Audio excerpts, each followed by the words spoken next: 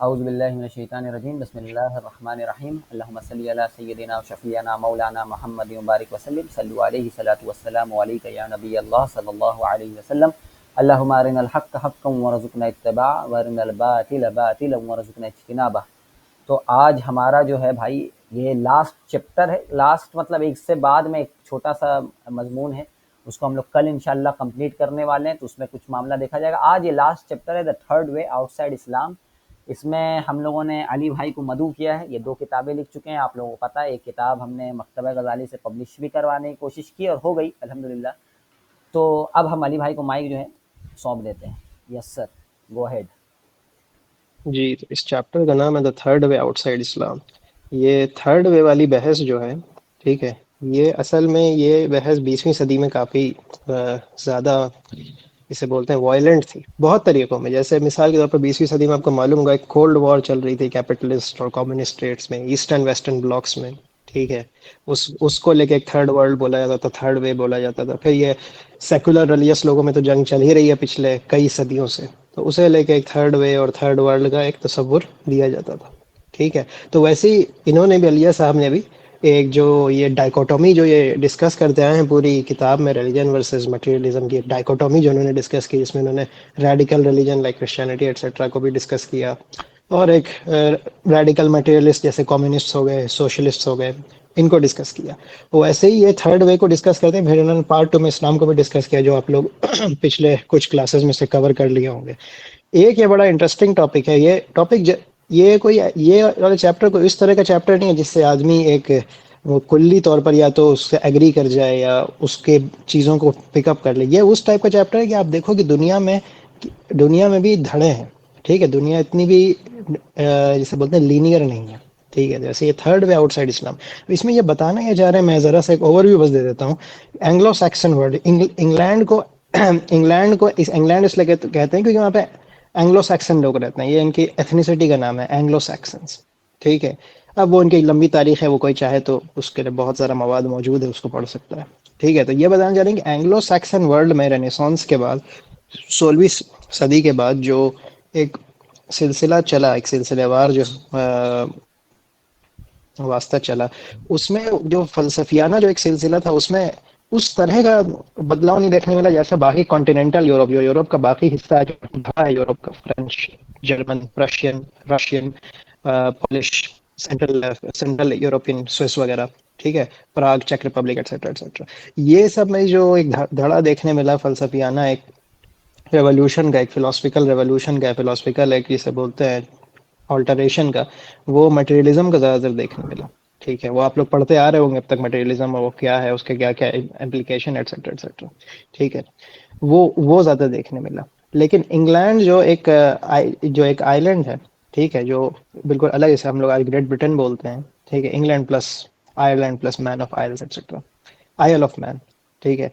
इनमें थोड़ा अलग एक फलसफियाना धारा देखने मिला, ठीक है। तो इस चैप्टर को हम लोग शुरू करते हैं और इसमें देखते जाते हैं कि इसमें कुछ इंसाइट हमें मिलता है। ज़रूरी नहीं है कि इस चैप्टर की चीज़ों को आप वो करें, इससे एक आप कुल्ली तौर पर एग्री करें, ठीक है, क्योंकि बहुत सारी ऑब्जर्वेशन शायद आपके ज़माने में चेंज हो गई, क्योंकि अलीजा साहब ने इस किताब को 80 की दिहाई में लिखा था, ठीक है। लेकिन ये बात ज़रूर है कि एक इंटरेस्टिंग एक वो देखने मिलता है, डिविएशन, एक इंटरेस्टिंग एक जिसे बोलते हैं ना, एक लाइन पर एक ऑफ शूट देखने मिलता है इससे रेनिसॉन्स थॉट का।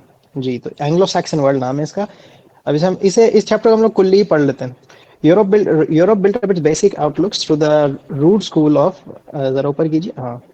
Europe built up its basic outlooks through the rude school of the Middle Ages. Despite its coming of age, these childhood experiences never faded from the European mind, religious or non-religious. Europe will always think within the Christian alternatives, either kingdom of God or kingdom on earth. Europe will either bitterly deny science or religion. No religious movement in Europe will be able to adopt a social program. Both the European religion and its atheism will have a radical and exclusive nature. अगर England को हटा के Europe की बात की जाए तो ये अलिया साहब कहना चाह रहे हैं कि यूरोप में मिडिल पाथ का जो एक जिसे बोलते हैं ना, वसत रहने का, जिसे उम्मत वसतन बोलते हैं, ठीक है। यूरोप में इस चीज़ का बिल्कुल मादा नहीं पाया जाता, कॉन्टिनेंटल यूरोप में, कम से कम कॉन्टिनेंटल यूरोप की जो फलसफियाना और सियासी तारीख रही है, उसमें बिल्कुल इस चीज़ को नहीं देखा गया है कि भाई हमारे कि हम लोग किसी चीज़ पर एक ना इक्तिफा या एक मुआफ़क़त पैदा कर लें, एक कोहेरेंस पैदा कर लें या एक पीस पैदा कर लें भाई कि हमारे ये जो अल्टीमेट रिलीजन और का स्ट्रगल, इकोनॉमी का स्ट्रगल एटसेट्रा एटसेट्रा, इसमें कुछ एक इसे बोलते हैं एक एतदाल। कोऑर्डिनेटेड डॉक्ट्रिन, एक मिड हाँ एतदाल का डॉक्ट्रिन ला सकें। ठीक है, ये यूरोप में नहीं देखने मिला, कॉन्टिनेंटल यूरोप में। ठीक है, क्योंकि प्रोग्रेसिव। यूरोप या तो बिल्कुल रेडिकली बिल्कुल मटेरियलिस्ट हो जाता है, तो रेडिकली रिलीजियस हो जाता है। जी। ठीक है, रेडिकली रिलीजियस इतना होता है कि फिरकावारियत की जंग 100 साल तक, 150 साल तक, 200 साल तक चलती रहती है। ठीक है, और रेडिकली मटेरियलिस्ट तो आज आप देख ही रहे हो दुनिया का हाल। ठीक है, वो तो किसी को बताने की जरूरत है नहीं। So a part of the Western world, however, owing to its geographical position and its history, has remained free from the direct influence of medieval Christianity as well as the complex of this powerful age. This part of the world has been looking for and has found a middle road bearing from the outside some resemblance. From the outside some resemblance है, ये बड़ा जरूरी है। Outside some resemblance। अलिया साहब की theory है कि England का ये जो हम लोग इंग्लैंड का भी थॉट डिस्कस करेंगे, इसका एक्चुअली में आउटसाइड से भी थोड़ा रिजेम्बलेंस है, कह सकते हैं कि बोरोइंग भी हो सकती है to the third way of Islam. The country we have in mind is England, but also to a certain extent the Anglo-Saxon world in general. The foreword to the first official English translation of the Bible begins with the following words: "The wisdom of the Anglican Church from the very beginning of its public liturgy was to follow the middle course between the two extremes." अब आप देखो, ये बड़ी अच्छी बात की इन्होंने Bible के इन्होंने ये जो एतदाल का डॉक्ट्रिन था ना, इसको एक रिलीजियस इंपॉर्टेंस देने का एक वो किया। ठीक है, जो कैथोलिक चर्च वगैरह में नहीं पाया जाता। इन्होंने अपने एतदाल के डॉक्ट्रिन को एक रिलीजियस एक कॉनोटेशन दिया बाइबल के समझिए इंट्रोडक्शन के एरिया में लिख के, बेसिकली लोगों के जहन में एक एतदाली माइंडसेट पैदा करने की कोशिश। ठीक है, और ज़रा स्क्रॉल करिए। और नीचे की जानिब भी, और पूरा कर दो। स्क्रॉल करना, स्क्रॉल करना, हाँ पूरा और पूरा। अब बोलिएगा, जब रुकना रहेगा। बस। नहीं नहीं, रुकिए, ऊपर जाइए, ऊपर जाइए, वो हाईलाइटेड एरिया में जाइए, ऊपर ऊपर ऊपर ऊपर ऊपर, हाँ ये वाला। ठीक है, बिल्कुल ठीक। Christianity divided the history of the Western world into two entirely separate and opposite periods: the Middle Ages and the New Era, which corresponds to the two alternatives, religion and science, or the church and the state. This historical scheme is not valid for England, at least not in the sense that it has been in continental Europe. जैसे Christianity आपने पढ़ते आएंगे middle ages और new era के बारे में कि भाई कैसे रेनेसांस का दुनिया बदल गई। उससे पहले मिडिल एजेस था, मेडिइवल एजेस था, एक इविल एज था। ठीक है, तो और इन लोग इविल बेसिकली जो डॉगमा और रिलीजन और एक जो लोगों में तासुब और तशद्दुद पाया जाता था, उसको लेके ये लोग बोलते थे कि भाई हमारा एक मिडिवल या मिडिल एज था और हम उसके हमारा रेनेसांस आ गया, एनलाइटनमेंट आ गई, तो हम लोग न्यू एरा में आ गए। ठीक है, हम लोग के साइंटिफिक आइडियाज़ क्रिएट हो गए, मटेरियलिस्ट आइडियाज़ क्रिएट हो गए, हम लोग रिलीजन को छोड़ने लग गए, चर्च को छोड़ने लग गए, स्टेटहुड की तरफ, नेशन स्टेट की तरफ बढ़ने लग गए। ठीक है, ये एक जिसे बोलते हैं क्रिश्चियनिटी का एक क्रिश्चियन हिस्ट्री जो है, जो यूरोप के कॉन्टिनेंटल यूरोप, इंग्लैंड की नहीं, कॉन्टिनेंटल यूरोप की जो क्रिश्चियन हिस्ट्री है, उसका एक सादा सा एक जो हमें ऑब्जर्वेशन, एक जो तनाजुर मिलता है वो ये मिलता है। That is why England's experience of European history must be considered separately. Europe without England had only two ages: the age of the church and the age of the state. बिल्कुल, historically speaking, Europe's middle Islamic age can be found only in England. मतलब अगर हम लोग Europe में जैसे बोलते हैं ना, इस्लाम की ये इत्तेदाल की रूह अगर कहीं पे भी देखी जा सकती है ना यूरोप में, कहीं पर भी अगर देखी जा सकती है तो ठीक है, तो वो इंग्लैंड में देखी जा सकती है। Democracy in Europe, this blend of secular and metaphysical principles in English invention.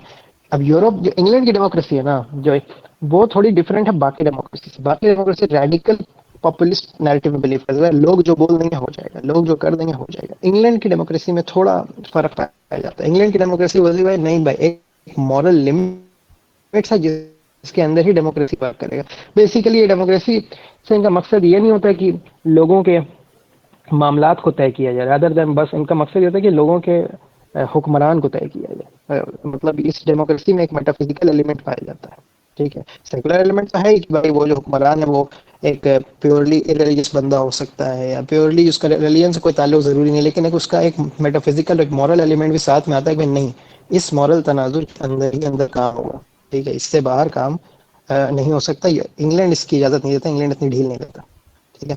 Nietzsche, the man who belonged to Europe more than anyone else, expresses this distinction between the English and the European mind through his famous question, how to serve Europe from England and England from democracy. बिल्कुल, ये नीचे और इससे पहले और भी लोग आए, हेगल आए, कैंट आए, पीछे आए, ठीक है। इनको जर्मन आइडियलिस्ट बोलते हैं, ये एक फिलोसफिकल एक स्कूल है, ठीक है। जैसे ये लोग टोटली इंग्लैंड के स्कूल से बिल्कुल अलग थे, ठीक है। इन लोगों ने ये जो आप दुनिया में थोड़ा सा रेडिकल एक उस टाइप के आइडियाज देखते हो ना, जैसे नीचे का एक रेडिकल आइडिया एग्जिस्टेंशियलिज्म का, नाइलिज्म का, जानते होंगे लोग, नाइलिज्म तो जानते होंगे, बिल्कुल अभी आपने बिल्कुल। पढ़ा भी होगा जी पीछे, जी। ठीक है। तो नीचे का एक आइडिया जो है एकदम एक्सट्रीम नाइलिज्म का, जिसमें बिल्कुल इंसान को जिसे बोलते हैं बिल्कुल कैरेक्टर लेस कर दिया जाता है, एग्जिस्टेंस लेस कर दिया जाता है। वो बताया कि वो खुद बंदा उससे परेशान था, दैट्स अ डिफरेंट थिंग। लेकिन एक बात बता रहा हूँ कि कॉन्टिनेंटल यूरोप में, जर्मनी में, फ्रांस में, यहाँ जो फलसफा डेवलप हो रहा था वो काफी एक जिसे बोलते हैं शदीद नेचर का डेवलप हो रहा था, रादर दैन इन इंग्लैंड। और इसलिए इसने इंग्लैंड की क्रिटिसिज्म में नीचे ने इस तरह की लिखी। हम्म। From the viewpoint of philosophy of history, the emergence of England and the Anglo-Saxon spirit in the history of the West corresponds to the emergence of Islam in the history of the East. Here is the meaning of Spengler's parallel between Prophet Muhammad and Cromwell. मैं एक minute लेना चाहूँगा Spengler के बारे में बताने में। Spengler, ऑस्वेल Spengler इनका नाम है। उन्होंने 1926 या 24 में एक किताब लिखी थी, the decline of the West. 2 volume की किताब है, बहुत ज़्यादा मुफीद किताब है उस सेंस में कि इन्होंने 26 में जब यूरोपियन दुनिया, जब वेस्ट की दुनिया अपने उरूज पर थी और उरूज को जा रही थी, तब इन्होंने एक सोसाइटी की स्टडी की, जैसे हमारे यहाँ इब्न खल्दून वगैरह ने की थी, बिल्कुल उसी तरह की स्टडी है। स्पेंगलर खुद इब्न खल्दून से इंस्पायर्ड थे, ठीक है। तो उसमें उन्होंने काफी बहुत जबरदस्त चीजें लिखी हैं। वो जो बंदा सोशियोलॉजी वगैरह पढ़ता है, इब्न खल्दून वगैरह को जानता है, वो उससे काफी इस्तेफादा हासिल कर पाएगा, ठीक है। तो ये स्पेंगलर एक बहुत इंटरेस्टिंग पर्सनैलिटी है, ठीक है। लैग कर रहा, जी समझानी भाई, जी जी अमान जी। भाई बोल रहे कि लैग कर नहीं रहा। नहीं, लैग कर रहा था, लेकिन वो मतलब धीरे धीरे आपका आवाज कट कट कट कट करके आ रहा है। तो उसका जरा आप एक दफा काम कीजिए, आप अपना मतलब वही फ्लाइट मोड ऑन ऑफ करके फिर कीजिए आप, मतलब अब ठीक हो जाए मे भी। अच्छा रुकिए, मैं एक बार फिर से आ रहा हूँ, रुक ओके रुक ओके। जाइए, मैं एक बार नो फिर से नो आ रहा हूँ। No problem, no problem. ठीक है, जस्ट वेट। असल में जो होस्ट रहता है ना, उसकी आवाज के लिए ज्यादा क्लैरिटी करता है ना ऐप। का तो पता भाई। जो अलग से जो बोलता है तो उसका बहुत कम ही तुम्हारा आवाज क्लियर तो आती अच्छे है से आवाज। आता है भाई। क्या ही बोले। नेशन स्टेट की तानाशाही यहाँ भी। ये क्या मसला हो गया। चलिए ठीक है, नाउ यू कैन स्पीक। जी जी, अब उम्मीद है थोड़ा हाँ बेहतर हुआ होगा। हाँ, बात कल पिछली दफा से बेहतर है। जी। जी सर, आप बता रहे ये थे बढ़िया बात हो गई, स्पेंगलर के बारे में। बिल्कुल। हाँ, स्पेंगलर के बारे में मैंने बता दिया आपको। हाँ, हम्म। स्पेंगलर के बारे में बताया कि भाई स्पेंगलर एक काफी ऐसा आदमी है जिससे हम लोग काफी इस्तेफादा हासिल कर सकते हैं। एक सोशियोलॉजिकल पैराडाइम है कि भाई सोसाइटी की और कौमों की और सिविलाइजेशन की एक स्टडी करने में वो बहुत काम आएगा, स्पेसिफिकली वेस्टर्न सिविलाइजेशन की स्टडी करने में, क्योंकि वही उसका सब्जेक्ट है। और हम्म। उसने प्रिडिक्ट भी किया हुआ है कि ये चीज डेक्लाइन में जाने वाली है। 26 में प्रिडिक्ट कर दिया था, 1926 में, 100 साल होने को, अच्छा। ठीक है। सही। तो स्पेंगलर के पैरेलल को अलीजा अलीजा साहब भी, मतलब जो बंदा स्पेंगलर को कोट करे और उसे पढ़े और उसे समझ रहा है और इस तनाजुर में कोट कर रहा है, समझिए वो उसकी तहकीक, उसका जो दिक्कत नज़र है वो बहुत ज़्यादा गहरा है, इज़ वेरी डीप, रियल। ठीक है।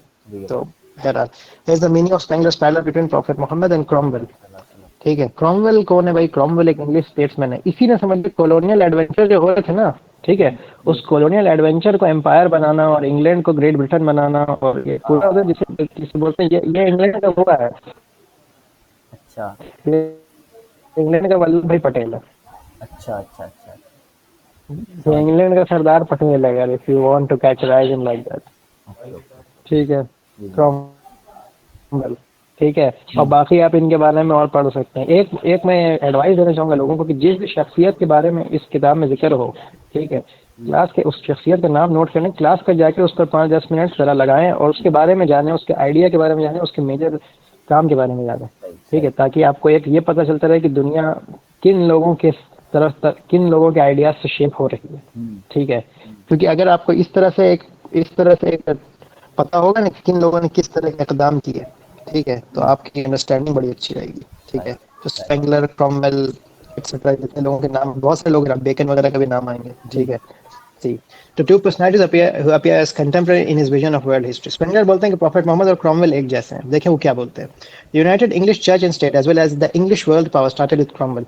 क्रॉमवेल ने क्या किया कि चर्च और स्टेट के दरमियान बहुत ज्यादा एक हार्मनी सिस्टम क्रिएट किया. ठीक है. कॉलोनियल एडवेंचर को चर्च वो कर रहा था, सपोर्ट कर रहा था. ठीक है. इंग्लिश मोनार्की को चर्च सपोर्ट कर रहा था. इंग्लिश रिफॉर्मेशन को चर्च सपोर्ट कर रहा था. ठीक है. तो चर्च मतलब चर्च के साथ इन्होंने एक बड़ा अच्छा एक जिसे बोलते हैं ना हार्मनी का रिश्ता क्रिएट कर दिया इंग्लैंड में. ठीक है. और as well as the English world power. Colonial adventure तो जानते हैं सब लोग इंग्लैंड के, हम लोग खुद सबसे बड़े उसके वो रहे रेसिपिएंट रहे हैं इंग्लैंड इंग्लिश कॉलोनियल एडवेंचर्स के. ठीक है. और अगर आप हिंदुस्तान पाकिस्तान इस तरफ से आते हो तो भाई आपको जरूर जरूर जरूर पता होना चाहिए भाई, कम से कम कुछ नहीं तो ये पिछले 200 साल की तारीख के आपके साथ इंग्लिश कॉलोनियल एडवेंचर में आपके साथ क्या क्या हुआ. ठीक है. आपके साथ, आपके दीन के साथ, आपके माशरे के साथ, आपके जहन के साथ. ठीक है. ये आप पर समझिए फ़र्ज हो चुका है, फ़र्ज किफ़ाया है आप पर. ठीक है. किफ़ायत क्या तो फ़र्ज आइन होता जा रहा है कि भाई ये सब पता नहीं है बंदों को पता ये है कि भाई कि गांधी जी ने आज़ादी दिला दी. ये पता है बंदों को पता है जनरल डायर ने जलियांवाला बाग में गोली चला. आपको ये तो पता है जनरल डायर ने जलियांवाला बाग में गोली चला दी, बंदे मर गए, 1500 बंदे, बुरा हुआ. ठीक है. कि आपको ये पता है 1857 के गदर के बाद अंग्रेज ने 60,000 मुसलमानों के उलमा को शहीद कर दिया. ठीक है. और सबकी लाशों को पेड़ पे टांग दिया. ठीक है. ये किसी को पता नहीं है. ठीक है. और बताइए ये बेसिकली इसी को बोलते हैं सेंसेशनलिज्म. ठीक है. कि भाई आपको कुछ चीजें बताई जाती हैं, कुछ चीजें नहीं बताई जाती. वो स्टेट नैरेटिव, हर स्टेट को अपना एक हिस्ट्री मैन्युफैक्चर करना पड़ता है. ये मसला होता है. ठीक है. जो स्टेट होता है ना वो हिस्ट्री मैन्युफैक्चर, क्योंकि state does not run on the principle of truth. State does not run on the principle of principles. State runs on the principle of its existence. State in itself एक principle है. क्या समझे? सही. वो आपको वही चीजें दिखाएगा, पढ़ाएगा, आगे बढ़ाएगा जो उसकी एग्जिस्टेंस को सपोर्ट करे. वो झूठ हो, सच हो, मिसरिप्रेजेंटेड हो, मिसकैरेक्टराइज्ड हो, दैट डज नॉट मैटर. ठीक है. उसका बेसिक जात का एग्जिस्टेंस ही है कि वो आप पे तहक्कुम करे, अब किसी तरह से भी करे. बिल्कुल बिल्कुल. अब जैसे मिसाल के तौर पर अब ये लोग बोलते हैं भाई सावरकर ने हिंदुत्व आइडियोलॉजी दे दी, एटसेट्रा एटसेट्रा, खूब तारीफ करते हैं उसकी. ठीक है. सेकुलरिज्म को सावरकर का नाम लेके गाली देते हैं. सावरकर तो खुद सेक्युलर है. वो तो खुद बोलता है मैं गॉड में नहीं मानता, भगवान में या तो रिचुअल्स में नहीं मानता. मैं तो खुद मानता हूँ कि हमें एक मॉडर्न पार्लांस में एक कानून क्रिएट करने की जरूरत है. सावरकर बस लेजेंड इसलिए बोलते हैं ना क्योंकि सावरकर ने एक फाशिस्ट मॉडल क्रिएट कर दिया कि भाई हम इंडियन कौम है. अब इंडियन कौम का एक मसला है कि इंडियन कौम डिफाइन कैसे किया जाए. तो उसने डेफिनेशन के लिए जो हिंदू रिचुअल्स जो लोग करते थे ना, या जो लोग हिंदू रिचुअल से किसी तरह जुड़े हुए थे, उनको उस कौम का हिस्सा समझा. हिंदू, सिख, बुद्धिस्ट, जैन. ठीक है. जो उससे नहीं जुड़े हुए थे उनको उस कौम से बाहर कर दिया. ये बेसिकली हिटलर वाला काम है भाई. यूरोप आर्यन कौम, भाई हम आर्यन कौम है, तुम लोग यहूदी बोलते हो कि तुम लोग सेमाइटिक कौम है, भाई तुम लोग अलग हो, तुम लोग को मारेंगे. यही वाली बात है. लिटरली यही वाली बात है. सावरकर ने हिटलर बनने की कोशिश की, फेल्ड हिटलर, वो बात अलग है. ठीक है. ठीक है. नहीं वो भाई उसके लिए एक मादा चाहिए होता है. मैं भी बताऊंगा वो मादा क्या होता है, ये सब क्या होता है, मैं बताता हूँ. ठीक है जी. तो सावरकर का जो हिंदुत्व, मैं यहाँ पे बोल रहा हूँ, आप लोग इस पे घर पे जाके गौर करें. ठीक है. सावरकर का हिंदुत्व का विजन जो है, ठीक है, वो टोटली एक सेक्युलर इसका माहौल का पैदावार है. सावरकर का हिंदुत्व का विजन हिंदुइज्म का पैदावार नहीं है, सेक्युलर माहौल का पैदावार है. क्या समझे? ठीक है. तो इस बात पे जरा गौर करें आप लोग. नहीं, लोग इसलिए नहीं चाहते हैं इसको कबूल करना क्योंकि उनको लगता है, जहन में बैठाया गया है कि सेकुलरिज्म इज लेस हार्मफुल. जो कि मैंने कल आपको बताया, जितना सेकुलर जंगों ने कत्ल किया है उतना तमाम रिलीजियस जंगों ने कत्ल नहीं किया होगा. उससे कई गुना ज्यादा सेकुलर जंगों ने कत्ल किया. आपको देखिए होता क्या है कि एक रिलीजियस बंदा जो होता है ना, वो किसी भी रिलीजियस डॉक्ट्रिन को फॉलो करेगा. उसका एक मुतय्यन डॉक्ट्रिन होता है. ठीक है. तो उसमें एक he is bounded by something. उसको ये मालूम है भाई एक हद से ज्यादा नहीं किया जा सकता कुछ भी. ठीक है. उसे एक डिवाइन हद का, जो भी टाइप के डिविनिटी वो मानता हो, ठीक है, उसका एक कॉन्शियसनेस रहता है. लेकिन ये सेकुलर लोग जो होते हैं ना, इनके यहाँ बस नेशन का कॉन्शियसनेस रहता है. ठीक है. भाई मेरे मुल्क को बचाने के लिए मुझे तुम्हारे मुल्क के हर फर्द को मारना पड़ जाए ना, आई विल नॉट हेजिटेट. आप बोलोगे भाई ये आपने बहुत फार रीचिंग बात करी. बिल्कुल नहीं. जापान पे अमेरिका ने 45 में बम गिरा दिए, एक नहीं दो. सही बात. ठीक है. एक नहीं दो. खास बात ये नहीं पता है, बम गिराना एक खास बात है ही, 2 बम गिराना ना उससे बड़ी खास बात है. नहीं, जब आपको पता है कि एक बम मेरे गिराने से 2.5-3 लाख लोग मर गए, ठीक है, पूरी बस्ती उजड़ गई, बस्ती के शहर उजड़ गया, जिला उजड़ गया, जाहिर है। ठीक है। सही। तो भाई आपको तो अब पता हो जाएगा कि जापान को अब तक डेटरेंस मिल जाना चाहिए था। हम्म, अब तक तो जापान को डेटरेंस मिल जाना चाहिए था भाई एक बम में, ठीक है। हम्म, लोगों के आंखें और चमड़े पिघल पिघल के रोड पे गिर गए सही, रेडियो एक्टिविटी की वजह से, सही। भाई इतना काफी नहीं था। नहीं, असल में क्या था ना, डोमिनेंस। ये हाँ, नहीं समझे कि भाई अगर अब की बार से तुम मेरे नेशन पे हमला नहीं करोगे या मेरे नेशन को होता है ना नुकसान नहीं पहुंचाओगे, भाई उसके लिए मैं क्या करूंगा, तुम्हें थोड़ा और बर्बाद करूंगा। हम्म, मेरे नेशन को बचाने के लिए तुम्हारे यहाँ का कितना बंदा मर जाए, आई डोंट केयर, हम्म, ठीक है। वो कोई भी अब और एक खास बात बताऊं, मुल्क जैसे जो मुल्क ने जुल्म किए ना इस तरह के, उन सब ने माफी मांगी। जापान ने माफी मांगी, जर्मनी ने माफी मांगी, हम्म, और भी जो मुल्क ने जुल्म किए किसी भी वॉर में, उन सब ने माफी मांगी। अमेरिका ने वियतनाम से भी माफी मांगी, हम्म, ठीक है। हम्म, लेकिन अमेरिका ने कभी जापान से माफी नहीं मांगी, क्योंकि अमेरिका समझता है कि ये हमारा नेशनल राइट है जापान को न्यूक करना। हम्म, हम्म, क्या समझे, सही। समझ रहे हैं ना। यही। तो भाई तो ये आपको नेशन स्टेट समझानी भाई ने पहले हम्म, और बता ही दिया, उससे पहले तो मुझे बहुत ज्यादा बताने की जरूरत नहीं है। मैं आगे बढ़ता हूँ क्रॉमवेल के साथ, हम्म, ठीक है। तो क्रॉमवेल के बारे में बात हो रही थी, अब आगे बढ़ते हैं। The united Islamic religion and state as well as Islamic world power started Muhammad सल्लल्लाहु अलैहि वसल्लम, ठीक है। अब देखिए यहाँ पे एक बड़ी खास बात है कि इस्लामिक नबी सल्लल्लाहु अलैहि वसल्लम ने भी क्या किया, कि इस्लामिक रिलीजन को सिर्फ एक होता है ना, एक हुजरे की हद तक रहने नहीं दिया, हम्म, ठीक है। हम्म, उससे बाहर निकाला और एक वर्ल्ड पावर बनने में उसमें एक वो भी वो जिसे बोलते हैं डायरेक्शन दे के चले गए, हम्म, ठीक है। वरना बिल्कुल। हमारे यहाँ तो शुरुआत से ही नबी सल्लल्लाहु अलैहि वसल्लम ऐसी पेशन गोइयां कर रहे थे कि हम रोम को और फारस को फतह करेंगे, हम्म, मुसलमान मिस्र में पहुंच जाएंगे, मुसलमान इंडिया में पहुंच जाएंगे, मुसलमान यहाँ पहुंच जाएंगे, ठीक है। सही। तो ये एक सिर्फ पेशन गोई नहीं थे, पेशन गोई तो एक चीज होती है, लेकिन जो हम्म, पेशन गोई अगर पॉजिटिव होती है ना, तो हम्म, आदमी को बेसिकली वो एक इंकरेजमेंट फैक्टर भी होता है, हम्म, हम्म, ठीक है। हम्म, अरे भाई मुसलमान फारस को फतह कर लेंगे, ओके, तो भाई वो कौन करेंगे, साहबा को लोग हम लोग करेंगे, जाहिर। ठीक है। भाई मतलब एक कैरेक्टर तो होगा ना, अब हाँ, थोड़ी हाँ, किसी दिन अचानक से एक फरिश्ता आएगा और दुनिया को उड़ा के लेके चला जाएगा, सही बात। ठीक है। सही तो बात। ये वाली बात होगी। सही। तो यही क्रॉमवेल का क्या था, क्रॉमवेल ने भी चर्च और स्टेट में मुआफकत क्रिएट कर दी, और एक हम्म, वर्ल्ड पावर जो वर्ल्ड डोमिनेशन था इंग्लैंड का, जो कॉलोनियल एडवेंचर, हम्म, उसको उस पर मेहनत किया। और नबी सल्लल्लाहु अलैहि वसल्लम ने भी, मतलब ये मैं नहीं बोलता ये बहुत एक्यूरेट एक कंपैरिजन है, हाँ, ठीक है, हाँ, लेकिन एक समझने के लिए कि एक हमारा वाला इनमें एक वो पाया जाता है, एक टेस्ट पाया जाता है, हाँ, हाँ। ठीक है। बाइपोलैरिटी का जो टेस्ट है। हाँ, हाँ। Yes. Both way Puritan believers and founders of large empires, दोनों बहुत ही मजहबी लोग, ठीक है। हम्म, क्रॉमवेल एक बहुत ही मजहबी आदमी, तो नबी सल्लल्लाहु अलैहि वसल्लम तो खैर राइट। नबी ही है, ठीक राइट। है। And founder of large empires, बिल्कुल नबी सल्लल्लाहु अलैहि वसल्लम ने खिलाफत की शुरुआत कर दी अपने दौर में, ठीक हम्म, है। खिलाफत मिनहाज नबुवा कायम कर दिया, ठीक है। बाद में उससे खिलाफत को हमारे खुलफाए राशिदीन वगैरह लेके चले, हम्म, ठीक है। हम्म, This seems to be quite normal for the Islamic and Anglo-Saxon mind, but quite strange the European mind. Louis the Pious wrecked the Franconian state in the Islamic world. On the other hand, every kind of political and social progress always started with a religious revival. इनका Louis जो है, ठीक है, वो जो France से आते हैं, ठीक है। ये लुई नाम के लोग ज्यादातर फ्रांसी से हाँ, आते हैं, हाँ, ठीक है। जो इंग्लैंड इंग्लैंड में भी लुई नाम के लोग होते हैं ना, वो एक्चुअली नॉर्मन हेरिटेज के होते हैं, जो फ्रेंच हेरिटेज है, अच्छा, ठीक है। अच्छा। तो बहरहाल ये छोड़िए, ये सब बेकार की बातें हैं, हाँ, ठीक है। तो हाँ, इनका ये एक चीज नोट कर रहे थे कि एक पॉलिटिकल और सोशल प्रोग्रेस जब भी इस्लामिक वर्ल्ड में हुआ है ना, हम्म, ठीक है, हम्म, उसमें रिलीजियस एलिमेंट ही सेंटर स्टेज रहा है, हाँ, सही। सही बात। ठीक है। सही बात। समझ रहे हैं। सही बात। और ये यूरोप में भी ये एक इस तरह का एक ऑब्जर्वेशन ये करना चाह रहे थे, हम्म, ठीक है। Hmm, but it can be debated कि हम्म, कहाँ पे किस तरह से हो रहा था, कि हमारे यहाँ तो रिवाइवल का हम्म, मतलब ही ये होता है। हम्म, आप देख सही लीजिए बात। कि कौन सा बड़ा रिवाइवल हमारे यहाँ हुआ है जिसमें रिलीजियस से एक जो तबका जो या रिलीजियस से हम्म, एक हम्म, सेंटिमेंट जो है वो हम्म, कोर उसका नहीं रहा। नहीं रहे। ये तो इंडिया ये में इसी आपको किताब के पहले पार्ट में भी था कि रिलीजन और रेवोल्यूशन हमेशा रिलीजन ही, मतलब जो भी रिवाइवल और रेवोल्यूशन रिलीजन ही देगा, बिल्कुल जो हम लोग ऊपर बात कर चुके रेवोल्यूशन बिना रिलीजन के होता ही नहीं, हैं। जाहिर है।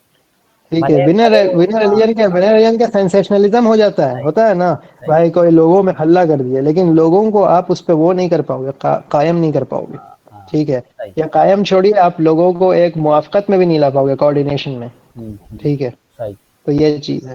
सही। As soon as the European state had grown strong, it began to cooperate primacy in the same way the church had done a few centuries before. It was the second Canossa, the first one in 1077, and Henry IV submitted to Pope Gregory VII.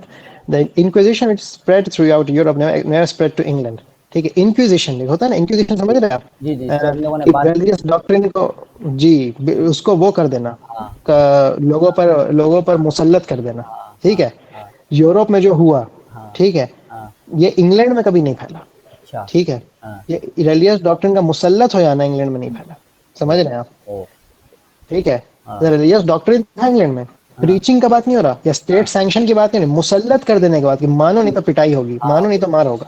Like राफिद्दीन ठीक type. है, 10, हाँ like राफिद्दीन type, बिल्कुल। England में basically spiritual democracy हो गई, लोगों में खुद मुआफकत हो गई। जी जी जी। ठीक है, समझ सही रहे? सही। ऊपर ऊपर कह रहे थे 10, neither England nor Islam has faced inquisition. ठीक है, सही इस बात। पे मैं थोड़ा सा तफसीला देना चाहूंगा कि हाँ, हमारे यहाँ भी इंक्विजिशन की तारीख ऑलमोस्ट नेग्लिजिबल है। सही। एक हमारे यहाँ इंक्विजिशन का केस हुआ था, मोताजिला का इंक्विजिशन। हम्म। ठीक है, जब हम्म। जिसे मेहना बोलते हैं, ठीक अच्छा। है, अच्छा। मेहना मेहना मेहना बोलते हैं अरबी में। ठीक अच्छा। है, हाँ। मेहना का केस ये था कि खलीफा था अल मामून, हम्म। जो हम्म। हारून अल रशीद के बेटे हैं। हम्म। ठीक है, हम्म। अल मामून ने मुताजिला के डॉक्ट्रिन को एक्सेप्ट कर लिया था। हाँ। ठीक है, हाँ। उम्मीद है आप लोग जानते होंगे जी मुताजिला को यहाँ पे, जी अगर जी। और नहीं जानते तो मैं जरा सा एकदम बिल्कुल एक कंसाइज में बता देता हूँ। बिल्कुल बिल्कुल। मुताजिला एक स्प्लिंटर फिरका था, जैसे हमारे यहाँ शिया एक स्प्लिंटर फिरका है, वैसे ही मुताजिला भी एक स्प्लिंटर फिरका था। हम्म। ठीक है, और जिसके बहुत ही अजीब अजीब तासुरात थे। बेसिकली अजीब तासुरात क्या थे, वो लोग बेसिकली सर सैयद अहमद खान थे। अरे। ठीक है, अक्ल को कुरान के ऊपर कर दिए थे और कुछ भी फिर तावीलात करते जाते थे। ठीक है, हम्म। और वो तावीलात की बहसें बहुत बड़ी हम्म। हैं, मैं किसी को हम्म। रिकमेंड नहीं करूंगा उसमें पढ़े। हम्म। मैंने बस एक हम्म। हिस्टोरिकल उसके लिए बताया हम्म। है। हम्म। ठीक है, हम्म। तो हमारे यहाँ एक ऐसा फिरका था उस टाइम, हम्म। अब्बास जब ये शुरू में पैदा होना शुरू था, अब्बासियों की हुकूमत थी। हम्म। ठीक है, अब्बासी उस टाइम नए नए हुकूमत में आए थे, तो हम्म। अब्बासियों के चौथे या पांचवें खलीफा मामून ने इस हम्म। मुताजिली डॉक्ट्रिन को अपना लिया था। ठीक है, हम्म। और उसके बाद जो अगला आया, मेरे शायद उसका नाम अल मोतसिम था। ठीक है, जी। उसने क्या किया कि इस डॉक्ट्रिन को वो कर दिया, स्टेट पे इम्पोज कर दिया। अब नहीं, अब सब लोग मुताजिली बने। हम्म। अब इराक में और हिजाज में और ईरान में और हम्म। शाम में हर जगह लोगों को पकड़ पकड़ के, उलमा को पकड़ के, कुछ इन्फ्लुएंशियल लोगों को पकड़ पकड़ के बुलाया जाता और मुताजिली डॉक्ट्रिन पे गवाही दिलवाया जाता, दरबार में और हम्म। कोर्ट्स में। और जो जी। नहीं देता उसकी पिटाई की जाती, उसे मारा जाता, उसकी जान ले ली जाती, उसका माल लूट लिया जाता, उसके बीवी बच्चे लूट लिए जाते। हम्म। ठीक है, हम्म। मतलब ये एक महीना का केस हुआ था, जिसमें हमारे यहाँ बहुत एक फेमस, हमारे हजरत इमाम अहमद बिन हनबल इसको फेस किए उस जमाने में। इमाम अहमद बिन हनबल को बहुत साल जेल में काटना पड़ा इस वजह से, क्योंकि वो मुताजिली डॉक्ट्रिन को वो नहीं कर रहे हम्म। थे, उस पे कंसीड नहीं कर रहे उसको थे, इवन सब्सक्राइब नहीं तकिया कर में भी रहे थे। कंसीड नहीं कर रहे थे। सही। ठीक है, बिल्कुल सब्सक्राइब नहीं कर रहे थे, बिल्कुल। बिल्कुल। ठीक है, तो इमाम अहमद को काफी मुश्किलें, काफी मुसीबत झेलनी पड़ी। ठीक है, लेकिन बहरहाल इमाम अहमद आखिरकार अपने मिशन में कामयाब हुए। और बिल्कुल इमाम सीरीज में आप इस चीज को देख सकते हैं, इमाम अहमद अपने मिशन में कामयाब हुए और आखिरकार अल-मुतवक्किल आ गए। मुतवक्किल का सिलसिला जिसमें मुतज़िली आवाज़ लोग कम हो गई अली जो भाई, आपकी आवाज़ बहुत बहुत बहुत कम हो गई। लग रहा है कि आप दूर कहीं चले गए हम लोगों से। रुकिए, अब हाँ, आवाज आ रही है? अब आप करीब आ गए। यस। हाँ, हाँ बिल्कुल, यस। हम्म। तो मुतवक्किल खलीफा आ गया जिसने इस मुतज़िली डॉक्ट्रिन को वापस से वो कर लिया, हम्म। वापस से जिसे बोलते हैं रिवर्स कर दिया और सुन्नी डॉक्ट्रिन की तरफ आ गया। ठीक है, सही मुतवक्किल खलीफा।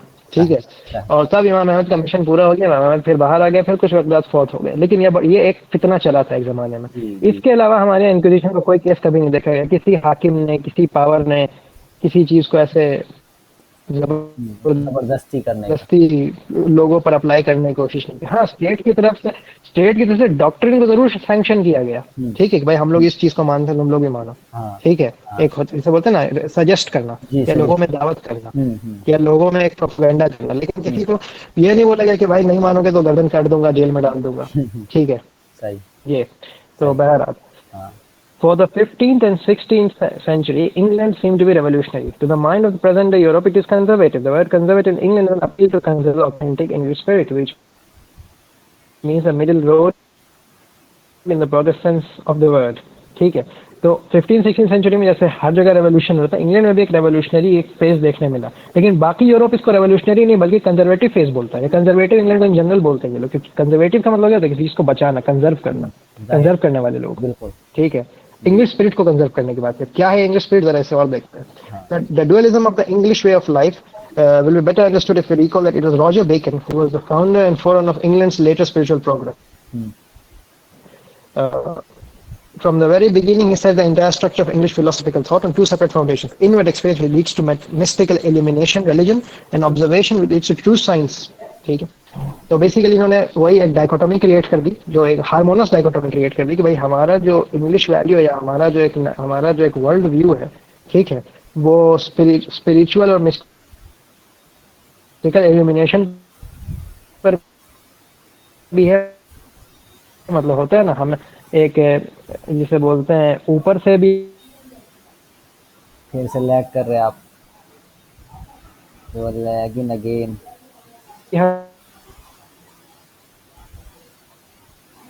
हम एक अली भाई लैग इतना भयंकर वो अपना हासिल करते हैं, आप एकदम भयंकर लैग मार गाइडेंस एकदम हासिल अरे करते हैं अपने गट से, एक अली भाई एक 999 काम करें, प्लस। इंट्यूशन से भी गाइडेंस हासिल करते हैं, और through empirical method bro you science are से भी गाइडेंस हासिल करते लैगिंग लैगिंग ब्रो। हैं अली भाई ऑब्जर्वेशन के जरिए। ठीक है, अली भाई अली भाई समझा नहीं भाई, ये जरा वो चली गई आप आपकी आप प्रेजेंटेशन। आप आपका लैग इतना हो रहा है कि आप कुछ समझ ही नहीं आ रहा है। नहीं नहीं, रुको रुको। हाँ, अली भाई आप अपनी लिंक भेजे, समदानी फिर बुक शेयर कर देगा। आप एडमिन होंगे तो आपकी आवाज आएगी।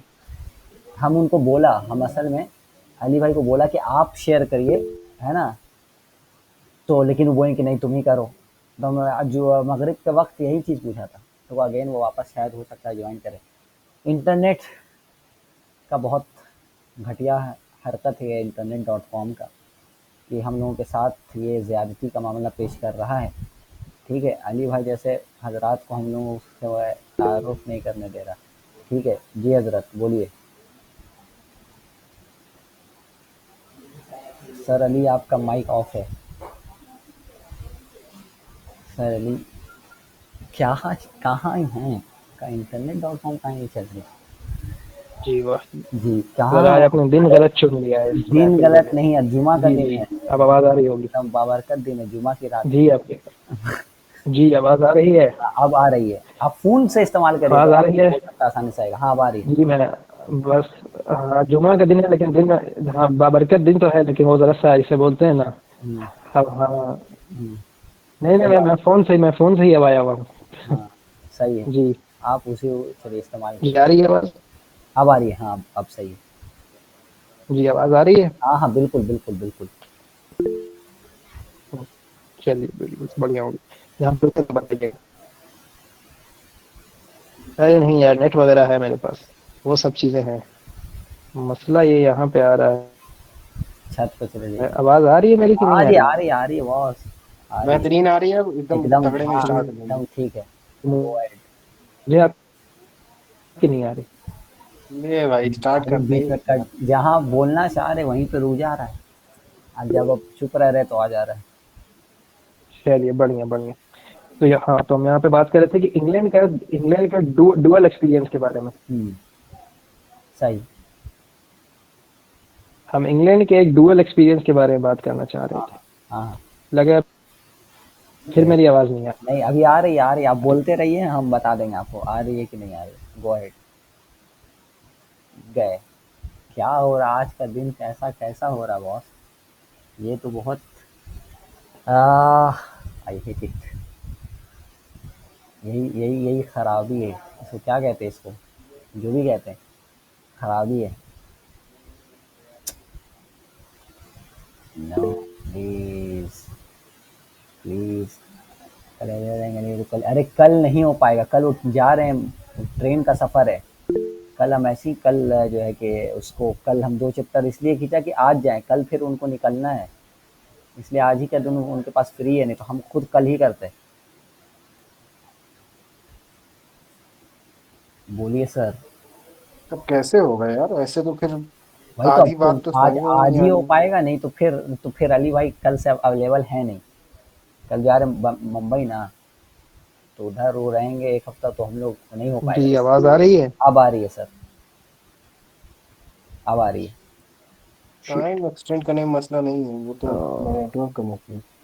बोलो जी। अली भाई, अली भाई को कुछ हो गया है, अली भाई के लिए दुआ किया जाए। चलो इज्तिमाई दुआ हो जाए। इज्तिमाई दुआ, या अल्लाह जुमा की बबरकत रात के वजह से हम लोगों को जो है अली भाई की रूहानी आवाज़ सुनने की तौफीक अता फरमा। आमीन। आमीन। और जो है एक मिनट, अली भाई हमको कॉल कर रहे हैं, एक मिनट ज़रा मैं इनसे बात कर लूँ। हाँ जी, बोलिए। हाँ, अरे आप, हम पूरा कोशिश आपका आ रहा, चुप हो जा रहे आप, मसला ये है। हाँ, हाँ, हाँ, हाँ, हाँ। एक काम करें, एक काम करा जाए, आप इसी कॉल पर बोलिए, हम कुछ करते हैं, या फिर आप कॉल करिए और किसी को, और दूसरे फ़ोन से हम लोग कर लेंगे। हाँ वही ना, तो फ़ोन कॉल पर ही आप बोलें बोलें। हाँ, हम कर देंगे उसको, हम माइक ऑन करेंगे अपना, और उसी माइक के पास आपका फ़ोन हम रख लेते हैं। क्या बोलते हैं? हाँ, हो जाएगा। 1 मिनट हम ज़रा चेक करते हैं, रुकें। बस तो कोई मसला नहीं, 1 मिनट हम आवाम से पूछ लें। हेलो, क्या आप लोगों को आवाज़ आ रही है? 1 मिनट, बोलो अली भाई।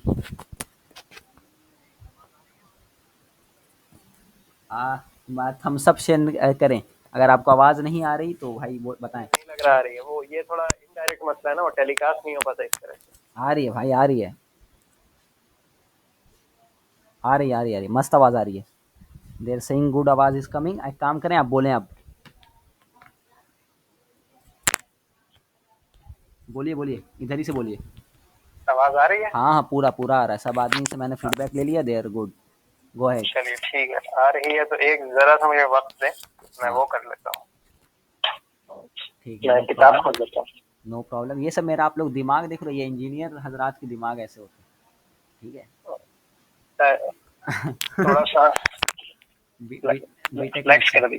BTech maxing. चलिए बढ़िया, बीटेक में बिल्कुल।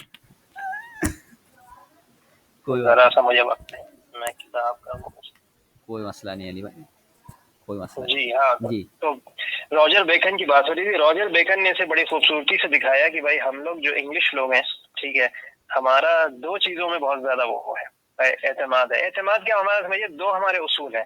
ये एक हमारा रिलीजियस उसूल है, जिसमें हम लोग मिस्टिकल इल्यूमिनेशन, जो एक खुदाई जो हिदायत होती है, उसको भी हम लोग अपने साथ एक उसका भी एक मादा रखते हैं, और ऑब्जर्वेशन एम्पिरिसिज्म का भी हमारे यहाँ एक कल्चर है। तो हम लोग ये दोनों चीज को एज अ राइवल नहीं देखते, but as a harmonious bond देखते हैं, जो एक इनलाइटन या एलिवेटेड ह्यूमन थॉट को जन्म देता है। ठीक है, ये एक रॉजर बेकन का एक इन्होंने मुख्तसर में बताया है। सही। ठीक है, though the religious components are emphasized in the same way as in Islam, Bacon remained a consistent dualist, not attempting to reduce the scientific religious outlooks at the other's expense. इन्होंने इन्होंने ये नहीं किया कि इसको एक कर दिया, ठीक है, लेकिन इन्होंने ऐसा नहीं किया, क्योंकि एक करने में क्या होता है कि कोई चीज रिड्यूस होती है। ठीक है, तो साइंस को आपको एक सब्जुगेशन में रखना पड़ेगा, रिलीजन को एक सब्जुगेशन में रखना पड़ेगा, किसी एक के। तो बेसिकली इधर science will be subjugated under religious principles, और religion will be subjugated under scientific principles. ठीक है, रॉजर बेकन ने इस तरह की चीज को नहीं किया, उन्होंने वो अपना ड्यूअलिज्म एक मेंटेन रखे। ये यूरोप की खराब चीज है कि इंग्लैंड की खराब चीज है कि इंग्लैंड अगर कोई अच्छी चीज अडॉप्ट भी कर लेता है ना, उसे उसके तकमील तक नहीं पहुंचा पाता। ऐसा बोलते हैं ना जी, जी, जी। कि हमारे यहाँ एक बहुत ही मशहूर कहावत है, सोने का लोटा लेके भी भीख मांगना। ठीक है, तो बेचारा इंग्लैंड क्या करता है कि वो अच्छी चीज को ले भी लेता है, उसे तकमील तक नहीं पहुंचा पाता। ये जरा सा इनमें है खराबी। सही, ठीक है, सही। ठीक है, तो ये जरा सा एक मसला है। बहरहाल, जी। Bacon remained a consistent dualist. He established a balance between them. This aspect of Bacon's genius is considered by most Englishmen as the most authentic expression of English thought and feeling. Many men consider all subsequent English philosophy as nothing but the development of Bacon's principles of thinking. बिल्कुल सही है। England में जो indigenous philosophy develop हो रही थी ना, वो बेकन के लाइन पे ही हो रही थी, या कम से कम बेकन के लाइन को एक इन्होंने डिफॉल्ट मान के चल दिया था कि भाई हमारे वैल्यूज तो यही है। ठीक है, his enormous influence on the trends and ways of English philosophy and science can be explained only by this seemingly controversial approach. There is, however, another important fact related to Bacon which has never been sufficiently studied and recognized. The father of English philosophy and science was really a student of Arabic. ये बड़ी अच्छी बात है कि bacon जो था ना, जो अराउंड आपको जी रहा था मेरे ख्याल से 15वीं सदी में।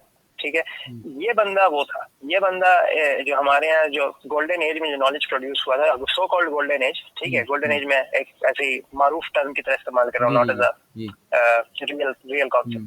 ठीक है, तो जिसमें हमारे यहाँ इब्न सीना का हो गया, और बहुत सारे तरह के साइंटिफिक और फिलोसफिकल वर्क हो गए, इब्न रुश्द वगैरह का, उससे वो काफी वो था, उससे उसका तारुफ बहुत ज्यादा था। अच्छा, ठीक है, और वो अरबी वगैरह भी जानता था, तो वो इनके वर्क्स को डायरेक्ट एक्सेस कर रहा था। तो सही। यही बताना चाह रहे हैं अलीजा साहब, ये सरप्राइज नहीं होना चाहिए आपको, नहीं लगना चाहिए कि भाई बेकन खुद भी एक हमारे यहाँ के उलूम का एक स्टूडेंट था। ठीक है, सही। लेकिन strongly influenced by Islamic thinkers, particularly by Ibn Sina, whom he considered to be the greatest philosopher since Aristotle। मतलब बेकन के नजदीक इब्न सीना सबसे जबरदस्त फलसफी है एरिस्टोटल के बाद। ठीक है, जब बेकन अपने यूरोप में कुछ नहीं ढूंढता, वो उसे एरिस्टोटल दिखाई देता है, उसका सीधे इब्न सीना दिखाई देता है ग्रेटनेस के मयार में। ठीक है, इससे मैं ये नहीं बताना चाह रहा कि इब्न सीना का कोई फलसफा वो है आइडियल है, मैं बस ये बताना चाह रहा हूँ कि बेकन इन इटसेल्फ जो है ना, उस तक हमारी रूह का एक्सपोर्ट हो रहा था किसी तरीके से। ठीक है, और उस रूह के एक्सपोर्ट में उसे काफी वो किया, मेस्मराइज किया हुआ था। ठीक है, the character of Bacon's thought and through him, the origin of the middle way which distinguished the whole of English thought and practice from its counterparts in continental Europe might be explained by this fact। बिल्कुल, एक 4 number का footnote पढ़ लेंगे। When trying to explain this phenomenon, it is interesting to hear Russell's explanation as well। According to him, the aversion of Englishmen to generalizing theories is a consequence of the negative experience of the Civil War। Englishman जो है ना, English civil war जो हुई, ठीक है, जिसमें English civil war basically एक ideals की वॉर होती थी, होता है ना, मेरा आइडियल ये, तुम्हारा आइडियल ये, आओ मार कर लेते हैं। ठीक है, इस तरह का एक माहौल रहता था। इंग्लिशमैन की तरफ ये अवर्जन हो गया कि वो चीजों को जनरलाइज नहीं कर पाते, होता है ना, किसी चीज को मजबूत नहीं कर पाते, जैसे बोलते हैं मोहकम हो जाना, मुखलिस हो जाना, पुख्ता हो जाना। सही। ठीक है, मोहकम हो जाना, पुख्ता हो जाना किसी चीज पर वो काबिज हो जाना, वो नहीं कर पाते थे। उस वजह से इनमें जनरलाइजिंग एक वो नहीं पाया जाता था। तो सब जनरलाइजिंग ज्यादा मैं बोलूंगा इनमें वो नहीं पाया जाता, जैसे बोलते हैं ना, मैंने जैसे बोला ना, पूरा नहीं कर पाते किसी चीज को। ठीक है, सही। The conflict between king and parliament in the civil war gave Englishmen once and for all a love of compromise and a fear of pushing any theory to its logical conclusion, which has dominated them down to the present time। ठीक है, तो ये चीज रही। One proof that nothing has so far changed in this respect and that England remains faithful to its own state is the passage of another great Englishman, that of Bernard Shaw. Shaw, the poet and a politician who at the same time preached for socialist and anarcho-individualistic ideas. Someone called him an unrepeatable unity of contradictions। Unrepeatable unity of contradictions, जैसे पता चलेगा चीज में कहा जाता है। Aiming at being simultaneously a satirist and a mystic, a stern social critic and an incurable idealist। ठीक है, मतलब बेसिकली इन्होंने भी वही सेम उस चीज को लाने की कोशिश की, लेकिन ये थोड़ा सा जैसे बोलते हैं ना, एक रेडिकल अप्रोच था इनका प्रैग्मेटिज्म में रेडिकल अप्रोच था। सही। ठीक है, सही। ये भी एक कमाल की बात है। ठीक है, इसलिए वो बोलते हैं अनरिपीटेबल यूनिटी ऑफ कॉन्ट्रडिक्शन। ठीक है, so let us consider the following fact। On the continent, an empiricist as a rule will be also be an atheist। मतलब हमारा रूल तो ये होता है भाई कि हमारे यहाँ कोई एम्पिरिसिस्ट है या कोई बंदा है, ठीक है, जो एक ऑब्जर्वेशन को एक मयार लेके चलता है इल्म का, या इल्म का एक आला मयार की तरफ से देखता है, ठीक है, वो एथियस्ट हो जाएगा, मुल्हिद रहेगा। ठीक है, या एक रूल बना कॉन्टिनेंटल यूरोप में, तो यही रूल है, एम्पिरिसिज्म मींस एथिज्म। ठीक है, सही। ऑब्जर्वेशन पे जो साइंस मींस एथिज्म। ठीक है, इंग्लैंड में थोड़ा डिफरेंट है, लेकिन इंग्लैंड में father of empiricism John Locke इनको फादर ऑफ एम्पिरिसिज्म बोलते हैं, इनकी बहुत कुछ बेहतरीन किताबें हैं। ठीक है, placed the concept of God in the center of his ethical theory and supported with the ardor of a priest the recognition of the hereafter sanctions, punishment and reward in establishing moral principles। ठीक है, John Locke जो थे, ठीक है, उनकी पूरी John Locke को father of liberalism में से भी एक कहा जाता है। ठीक है, actually father of liberalism actually 3 लोगों को कहा जाता है, John Locke, John Stuart Mill और इमैनुअल कैंट। ठीक है, और भी लोग हैं, ये 3 को तो ज्यादा मारूफ हैं, ये 3 इनके वो हैं, 3 टिगाड़े। ठीक है, तो बिल्कुल, लेकिन जॉन लॉक का भी सारा का सारा एथिकल थ्योरी जो है ना, वो कॉन्सेप्ट ऑफ गॉड पे ही बेस्ड है। नहीं समझे, तो गॉड को वो बाहर निकालते ही एथिकल थ्योरी से। वो बात अलग है, बाद में लिबरलिज्म को उसके जिसे बोलते हैं एक जो इविल एक्सटेंट तक ये लोग लेके गए, उन्होंने वो काम आखिर में कर भी दिया। ठीक है, but that's a different thing. लेकिन जॉन लॉक जो खुद उस माहौल से आ रहा है, वो कभी भी इसे बाहर नहीं निकालता।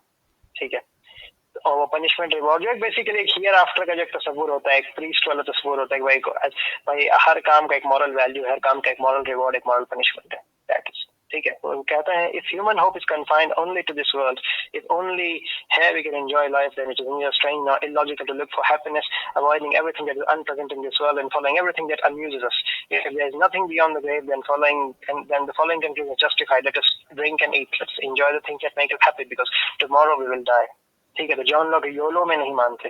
ठीक है, योलो जो आप इंग्लिश में आज कहावत देखते हो, John Locke father of liberalism, England के बड़े फलसफियों में से एक, इंग्लैंड के इंग्लिश फिकर के समझिए बाबाओं में से एक इस बात से वो करते हैं, क्या करते हैं, इख्तिलाफ रखते हैं, शदीद इख्तिलाफ, सही सही ठीक है, सही। योलो से शदीद इख्तिलाफ रखते हैं। तो कभी आप कभी किसी अंग्रेज को या किसी एंग्लोफाइल को, अंग्रेज के चाहने वालों को, शशि थरूर टाइप के लोगों को अगर योलो या इस तरह के कोई अल्फाज बोलते सुने तो कहना this is not the English spirit my friend, ठीक है, या माय सन भी बोल सकते हो अगर आपको ज्यादा विक्टोरियन होना है तो।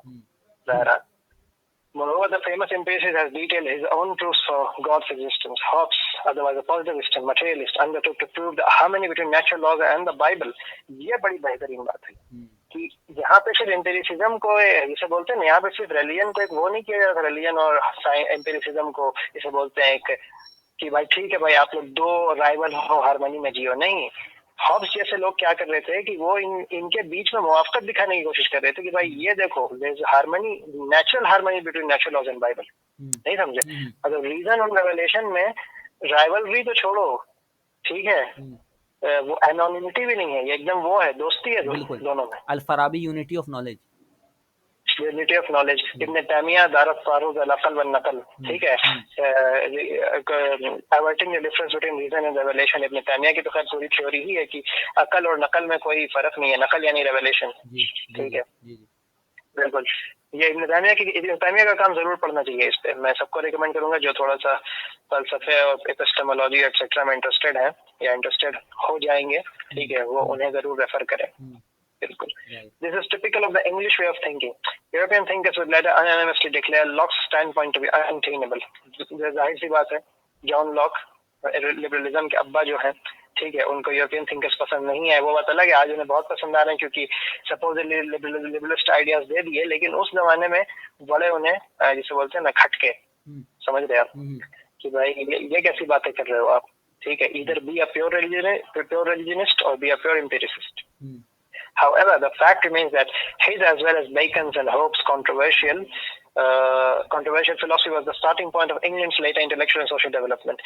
Sharp opposition to the morals typical for the Christian approach became more reconcilable with a number of English thinkers and was finally wiped out Shaftesbury. For Shaftesbury, morality is a state of balance between the selfish and the unselfish emotions. This balance can be destroyed both when a selfish tendency prevails or when altruistic feelings become too exclusive. ये बड़ी बढ़िया बात हुई। आपने ऊपर में पढ़ा होगा कि every kind of moral act is somehow egotistic, ये ऊपर में आपने पढ़ा होगा इस किताब में, ठीक है, कि हर मॉरल एक्ट जो होता है वो एक्चुअली में एक इंडिविजुअल एक उससे होता है ना, इंडिविजुअल गर्ज उसका एक अल्टीमेट गर्ज उसका एक इंडिविजुअल गर्ज ही होता है, ठीक है। शैफर्ड्सबरी का भी यही कहना है कि मॉरलिटी जो है ना वो सेल्फिश और अनसेल्फिश इमोशन के बीच में बैलेंस है, ठीक है, लेकिन हमें ये नहीं करना चाहिए, एक को एक्सक्लूसिव नहीं बनाना चाहिए, नहीं समझा हमें, अगर हम सेल्फिशनेस का एक्सक्लूसिव बना देंगे, अल्ट्रुइज्म का एक्सक्लूसिव बना देंगे, ठीक है, so we lose that moral balance. मतलब ये कुछ उसके जैसे बोलते हैं ना, ये उसके कमाल तक नहीं पहुंच पाए, परफेक्शन तक नहीं पहुंच पाए, लेकिन इन्हें भी एक अंदाजा लग गया था, ठीक है, कि all moral acts stem from an individual, ठीक है। अभी मैं और आगे बढ़ते हैं। This echoes Aristotle's reasonable ethical egoism as well as some verses from the Quran. The English so-called common sense philosophy and Mill's John Stuart Mill's formula for the reconciliation of the individual and society belong here as well. John Stuart Mill का भी formula यही है। John Stuart Mill की कुछ अच्छी किताबें जैसे second treaties of governance, अगर आपको वेस्टर्न गवर्नेंस का मॉडल एक समझना है और उसका एक बुनियादी उसूल क्या, तो ये बहुत अच्छी किताब है। कोई पॉलिटिकल साइंस में, पॉलिटिकल फिलोसफी या पॉलिटिकल थ्योरी में इंटरेस्टेड है तो उसको जरूर पढ़े। Second treatise on governance, on governance दोनों नाम से पब्लिश होती है, ठीक है, तो ज्यादा मोटी नहीं है, ठीक है। The English so-called common sense philosophy Mill's formula for reconciliation of the individual and society. बिल्कुल मिल कहते हैं कि हमें, अगर हम एक मॉरल बीइंग है ना, so we are moral towards ourselves and the society also. मतलब हम लोग किसी सिर्फ एक की तरफ नहीं है, हम लोग बोल रहे हम लोग मॉरल अपनी तरफ है, ठीक है, तो हम लोग सोसाइटी का पूरा वो खत्म कर देंगे, हक उसका सब कर लेंगे। अगर सोसाइटी की तरफ एक बोल रहे तो ये बेसिकली झूठ होगा।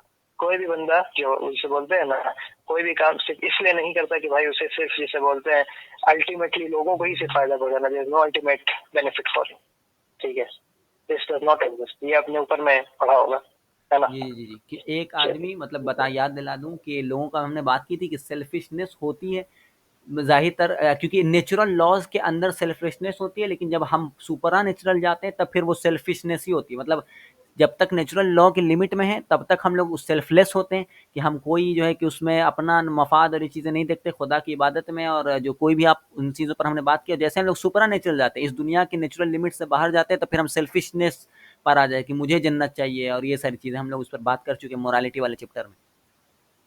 बिल्कुल। तो ये जो सेल्फिश और अनसेल्फिश के बीच का जो एक वो है बैलेंस है, ठीक है, इसे समझना बहुत जरूरी है, ठीक है। तो बहरहाल आगे बढ़ते हैं। The objective of the well-known Cambridge school can most succinctly be defined as the rationalization of theology. George, speaking of Cadwell, the prominent representative of the school, writes, the close relation between philosophy and religion, between speculation and faith, is typical for the Cambridge school. In this context, we come to understand how the same man was able, first as a philosopher, to emphasize so strongly the rational essence of the moral, sufficient unto himself, and then as a preacher to point out equally strongly the necessity of religious sublimation. Thus, there is a philosophy which satisfies religious needs, and a religion which corresponds to the reason and permeates it with a warm, embracing feeling. This was a point upon which all the people of the Cambridge school agreed. Cambridge England में बहुत बड़ा इसके इदारा है, आप लोग जानते होंगे, लोग हमारे यहाँ फैंटेसाइज करते हैं आजकल इस चीज को, ठीक है। तो कैम्ब्रिज हमें ऐसा है, सही में बहुत बड़ा इदारा है। आजकल तो नहीं जानते इसकी क्या हालत है, लेकिन ये है काफी बड़ा इदारा, ठीक है। तो कैम्ब्रिज के बारे में कहा जाता है, कैम्ब्रिज में जो हमारा एक कल्चर था, फिलोसफिकल कल्चर, वो ये था कि भाई फलसफी क्या करता था कि मॉरल्स को रीजनेबल तौर पर आर्ग्यू करता था, मॉरल्स के रैशनल एसेंस को स्ट्रांगली एम्फसाइज करता था, जो बाकी जगह नहीं होता था। बाकी जगह मॉरल्स फ्लूइड हो चुके थे, बस काम करो, होता है ना, कुछ काम चलने लायक कोई पॉलिसी होनी चाहिए, नो रियलिस्टिक फंक्शनल और रैशनल और यूटिलिटेरियन चीजें हो गई। इधर जो है कहने का मतलब है कि यहाँ ज्यादा चीजें मोरल और एथिक्स पर, यहाँ पे मॉरल थे, मॉरल को ये लोग क्या कर रहे थे, उसको रैशनली वो कर रहे थे, ग्राउंड करने की कोशिश कर रहे थे, उसके रैशनल एसेंस को लाना सामने जा रहे थे। और फिर एक रिलीजियस इनका जो एक रूह था, उससे उसको प्रीच भी कर रहे थे। एक होता है ना, आप इनके यहाँ मॉरल्स को वायोलेट कर दो तो आपको एक समाजी बैकलैश देखने मिलेगा, एक्सेट्रा, ठीक है। ये बड़ी अच्छी लाइन है, there is a philosophy which satisfies religious needs and a religion which corresponds with reason and permeates it with a warm embracing feeling। हमारे पास एक फलसफा था जो रिलीजन की नीड्स को पूरा कर रहा था, ठीक है। रिलीजन के जो मानने की नीड्स थे, जो ईमानियात का बाब था, ईमानियात के बाब को वो सपोर्ट कर रहा था, ठीक है। और एक रिलीजन था जो अकल के साथ मुवाफकत रख रहा था, ठीक है। तो आदमी एक स्वीट स्पॉट में आ गया था, ठीक है। The English mind has attached itself in creating the theory of the so-called utilitarian morality. This cycle quadrature is a typical creation of the English eclectic mind. In literature, it is referred to as the English morals of utilitariety. Moreover, this theory assumes in its later developments a certain theological tint and appears as a new trend in the name of theological utilitarianism. This is where Butler, with the assertion that conscience and egoism, if properly understood, take the same path to happiness, belongs heartily simultaneously held materialistic psychology and concept of God and belief in immortality belongs here as to a certain extent to the ideas of Robert and Parley and Richard Price. Parley's idea of God's will about the welfare of human being based on observation of nature is a purely Islamic method to recall certain sayings from the Quran. ये बड़ा बढ़िया paragraph है। इसमें कहते हैं कि English mind जो है ना, ठीक है, इंग्लिश माइंड यूटिलिटेरियन मोरालिटी एक ट्रू सेंस में क्रिएट करती है, not just for the sake of utilitarianism. Morality जो यूटिलिटेरियन खुद ब खुद है, नहीं समझे, द मोरालिटी लोगों को फायदा देना चाहिए, समझ रहे हैं? हाँ, जाहिर है। लेकिन इसका ये मतलब नहीं कि फायदे के हिसाब से मोरालिटी को कंस्ट्रक्ट किया जाए, नहीं। उन्होंने मोरालिटी की यूटिलिटेरियन वो ढूंढ लिए, रूट्स, ठीक है, जिसे थियोलॉजिकल यूटिलिटेरियनिज्म लोग बोलने लग गए, ठीक है, क्योंकि ऑब्वियसली बात है, मोरालिटी के जैसे रूट की बात होगी तो थियोलॉजी की बात लाजमी, जाहिर है, ठीक है। बिना थियोलॉजी की बात भी मोरालिटी की बात हो ही नहीं सकती, इम्पॉसिबल, बिल्कुल, ठीक है, ठीक है। तो ये हो गया। और यहाँ पे एक नीचे में बड़ी बढ़िया चीज है, Pali's idea of God's will about the welfare of human being based on observation of nature.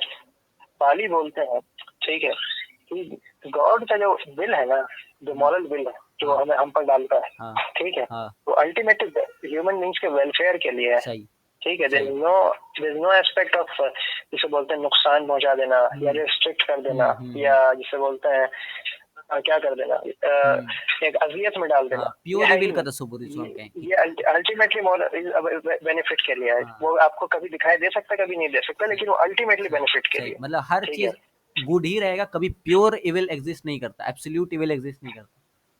बिल्कुल एब्सोल्यूट इविल, आपको जो भी बोला जा रहा है ना करना, ठीक है, वो आपके फायदे के लिए, उसका फायदा आपको नजर आए ना आए, समझ आए ना आए, ठीक है, फायदा अल्टीमेटली उसका फायदा है, सही, ठीक है। ये पाली का भी आइडिया है कि मॉरल विल जो होती है ना गॉड की, वो उसका है ही यही, उसका मकसद ही यही है, ठीक है। तो ये बड़ी अच्छी बात, इसलिए इन्होंने से प्योरली इस्लामिक मेथड बोला, क्योंकि ये इस्लाम के अलावा कहीं नहीं है। क्रिश्चियनिटी में तो है कोई मॉरलिटी, जो क्रिश्चियनिटी की है वो तो बस आदमी को है कि भाई आदमी को दुनिया में वो करना है, दुनिया से दूर कर देना, बेसिकली आदमी को लिमिटेड कर देना। जो क्रिश्चियनिटी की प्योर क्रिश्चियनिटी, कैथोलिसिज्म वगैरह की मॉरलिटी, समझ रहे, वो आपने ऊपर में पढ़ी होगी, मोनास्टिसिज्म और बहुत सारे, अपने आप को डिप्राइव कर देना, अपने आप को अजियत देना, ठीक है। बिल्कुल, आजकल वैसे मुहर्रम का महीना चल रहा है, कुछ लोग अपने आप को अजियत देते हैं, तो कुछ ऐसे लोग मिले तो उन्हें मना करें, बोले ये खुदा के इलाही कानून के खिलाफ है। इंसान अपने आप को अपने इस शर्फ वाले वजूद को इस अजियत दे, किसी भी तरह से, जिस्मानी, ज़हनी अजियत, ज़हनी आजमाइश, season 11। Yes. In this plethora of thinkers of the middle way, a particularly prominent name seems to be that of Adam Smith. Adam Smith के बारे में बता देता हूँ। इनके बारे में आज होमवर्क है कि भाई एडम स्मिथ के बारे में थोड़ा आप लोग को पढ़ना है, ठीक है। ये होमवर्क दे दीजिएगा इन लोगों को। इन्हें फादर ऑफ कैपिटलिज्म बोला जाता है, फादर ऑफ इकोनॉमिक्स, ठीक है। अभी वो पता चलेगा क्यों बोला जाता है, ठीक है। एडम स्मिथ के बारे में सबको पढ़ना है, किसी के बारे में पढ़े ना पढ़े, एडम स्मिथ के बारे में आपको जरूर पढ़ना है, ठीक है। मैं कुछ कोशिश करूंगा यूट्यूब से कुछ मवाद वगैरह शेयर कर दूं, ठीक है। लेकिन ये एक होमवर्क है, एडम स्मिथ के बारे में जरा जानना है थोड़ा, उसके बारे में कुछ एक इंट्रोडक्शन, बेसिकली उस बंदे के बारे में, उसके काम का इफेक्ट आज कैसे है दुनिया पे, जरा इस पे थोड़ा सा आपको तहकीक करनी है, ठीक है। The nature of his works is literally expressed by the fact that he wrote two books which are apparently contradictory but very similar contents, namely Theory of Moral Sentiments and Inquiry into the Nature and Causes of the Wealth of Nations. ये दूसरी किताब है ना, इसे short में हम लोग wealth of Nations बोलते हैं, ठीक है। कहीं भी जाओ वेल्थ ऑफ नेशंस बोलो, ये किताब आपको काफी सस्ते में मिल जाएगी, काफी मोटी है लेकिन इतने सस्ते में मिल जाएगी, क्योंकि बहुत फेमस किताब है, बेस्ट सेलर, ठीक है। लेकिन अब खास बात है कि एडम स्मिथ ने दो किताबें लिखी हैं, एक मॉरल सेंटिमेंट्स पे लिखी है, एथिक्स पे, और एक वेल्थ ऑफ नेशंस पे भी लिखी है। अब मसला ये है कि अगर आज में आप किसी को वेल्थ और मॉरल एक साथ एक जुमले में बोल दोगे ना, तो वो इसे कॉन्ट्रडिक्ट भी पाएगा, वो इसे एक जिसे बोलते हैं पाएगा कि भाई ये आप किस तरह की बात कर रहे हो, क्या ये आप एक तकाबुल दिखाना चाह रहे हो, जबकि एडम स्मिथ तकाबुल नहीं, एडम स्मिथ मुआफकत को कोऑर्डिनेशन दिखाना चाह रहे हैं, ठीक है। इंग्लिश ना है वो, देखिए कैसे, The later be one of the most influential books of the 18th century. मैं तो बोलूँगा 18th नहीं, अभी तक की सबसे influential book है, one of the most influential books, ठीक है, Wealth of Nations. The first book dealing with ethics took as its starting point the principle of sympathy. Second, covering social economy, took for its leading idea the principle of egoism. बिल्कुल, ethics की जो किताब थी ना, वो लोगों में sympathy create कर रही थी, ठीक है। अब हमें कैपिटलिज्म क्या पता है कि भाई कैपिटलिज्म क्या है, कि लोगों में एक वो कर, लोगों माल पे बस मेहनत करना, सही बात, ठीक है, सही बात है। लेकिन एडम स्मिथ के नजदीक माल पे मेहनत करना अच्छा है, इट्स गुड, बट एथिक्स को साइडलाइन कर देना वो है, इविल है, ठीक है।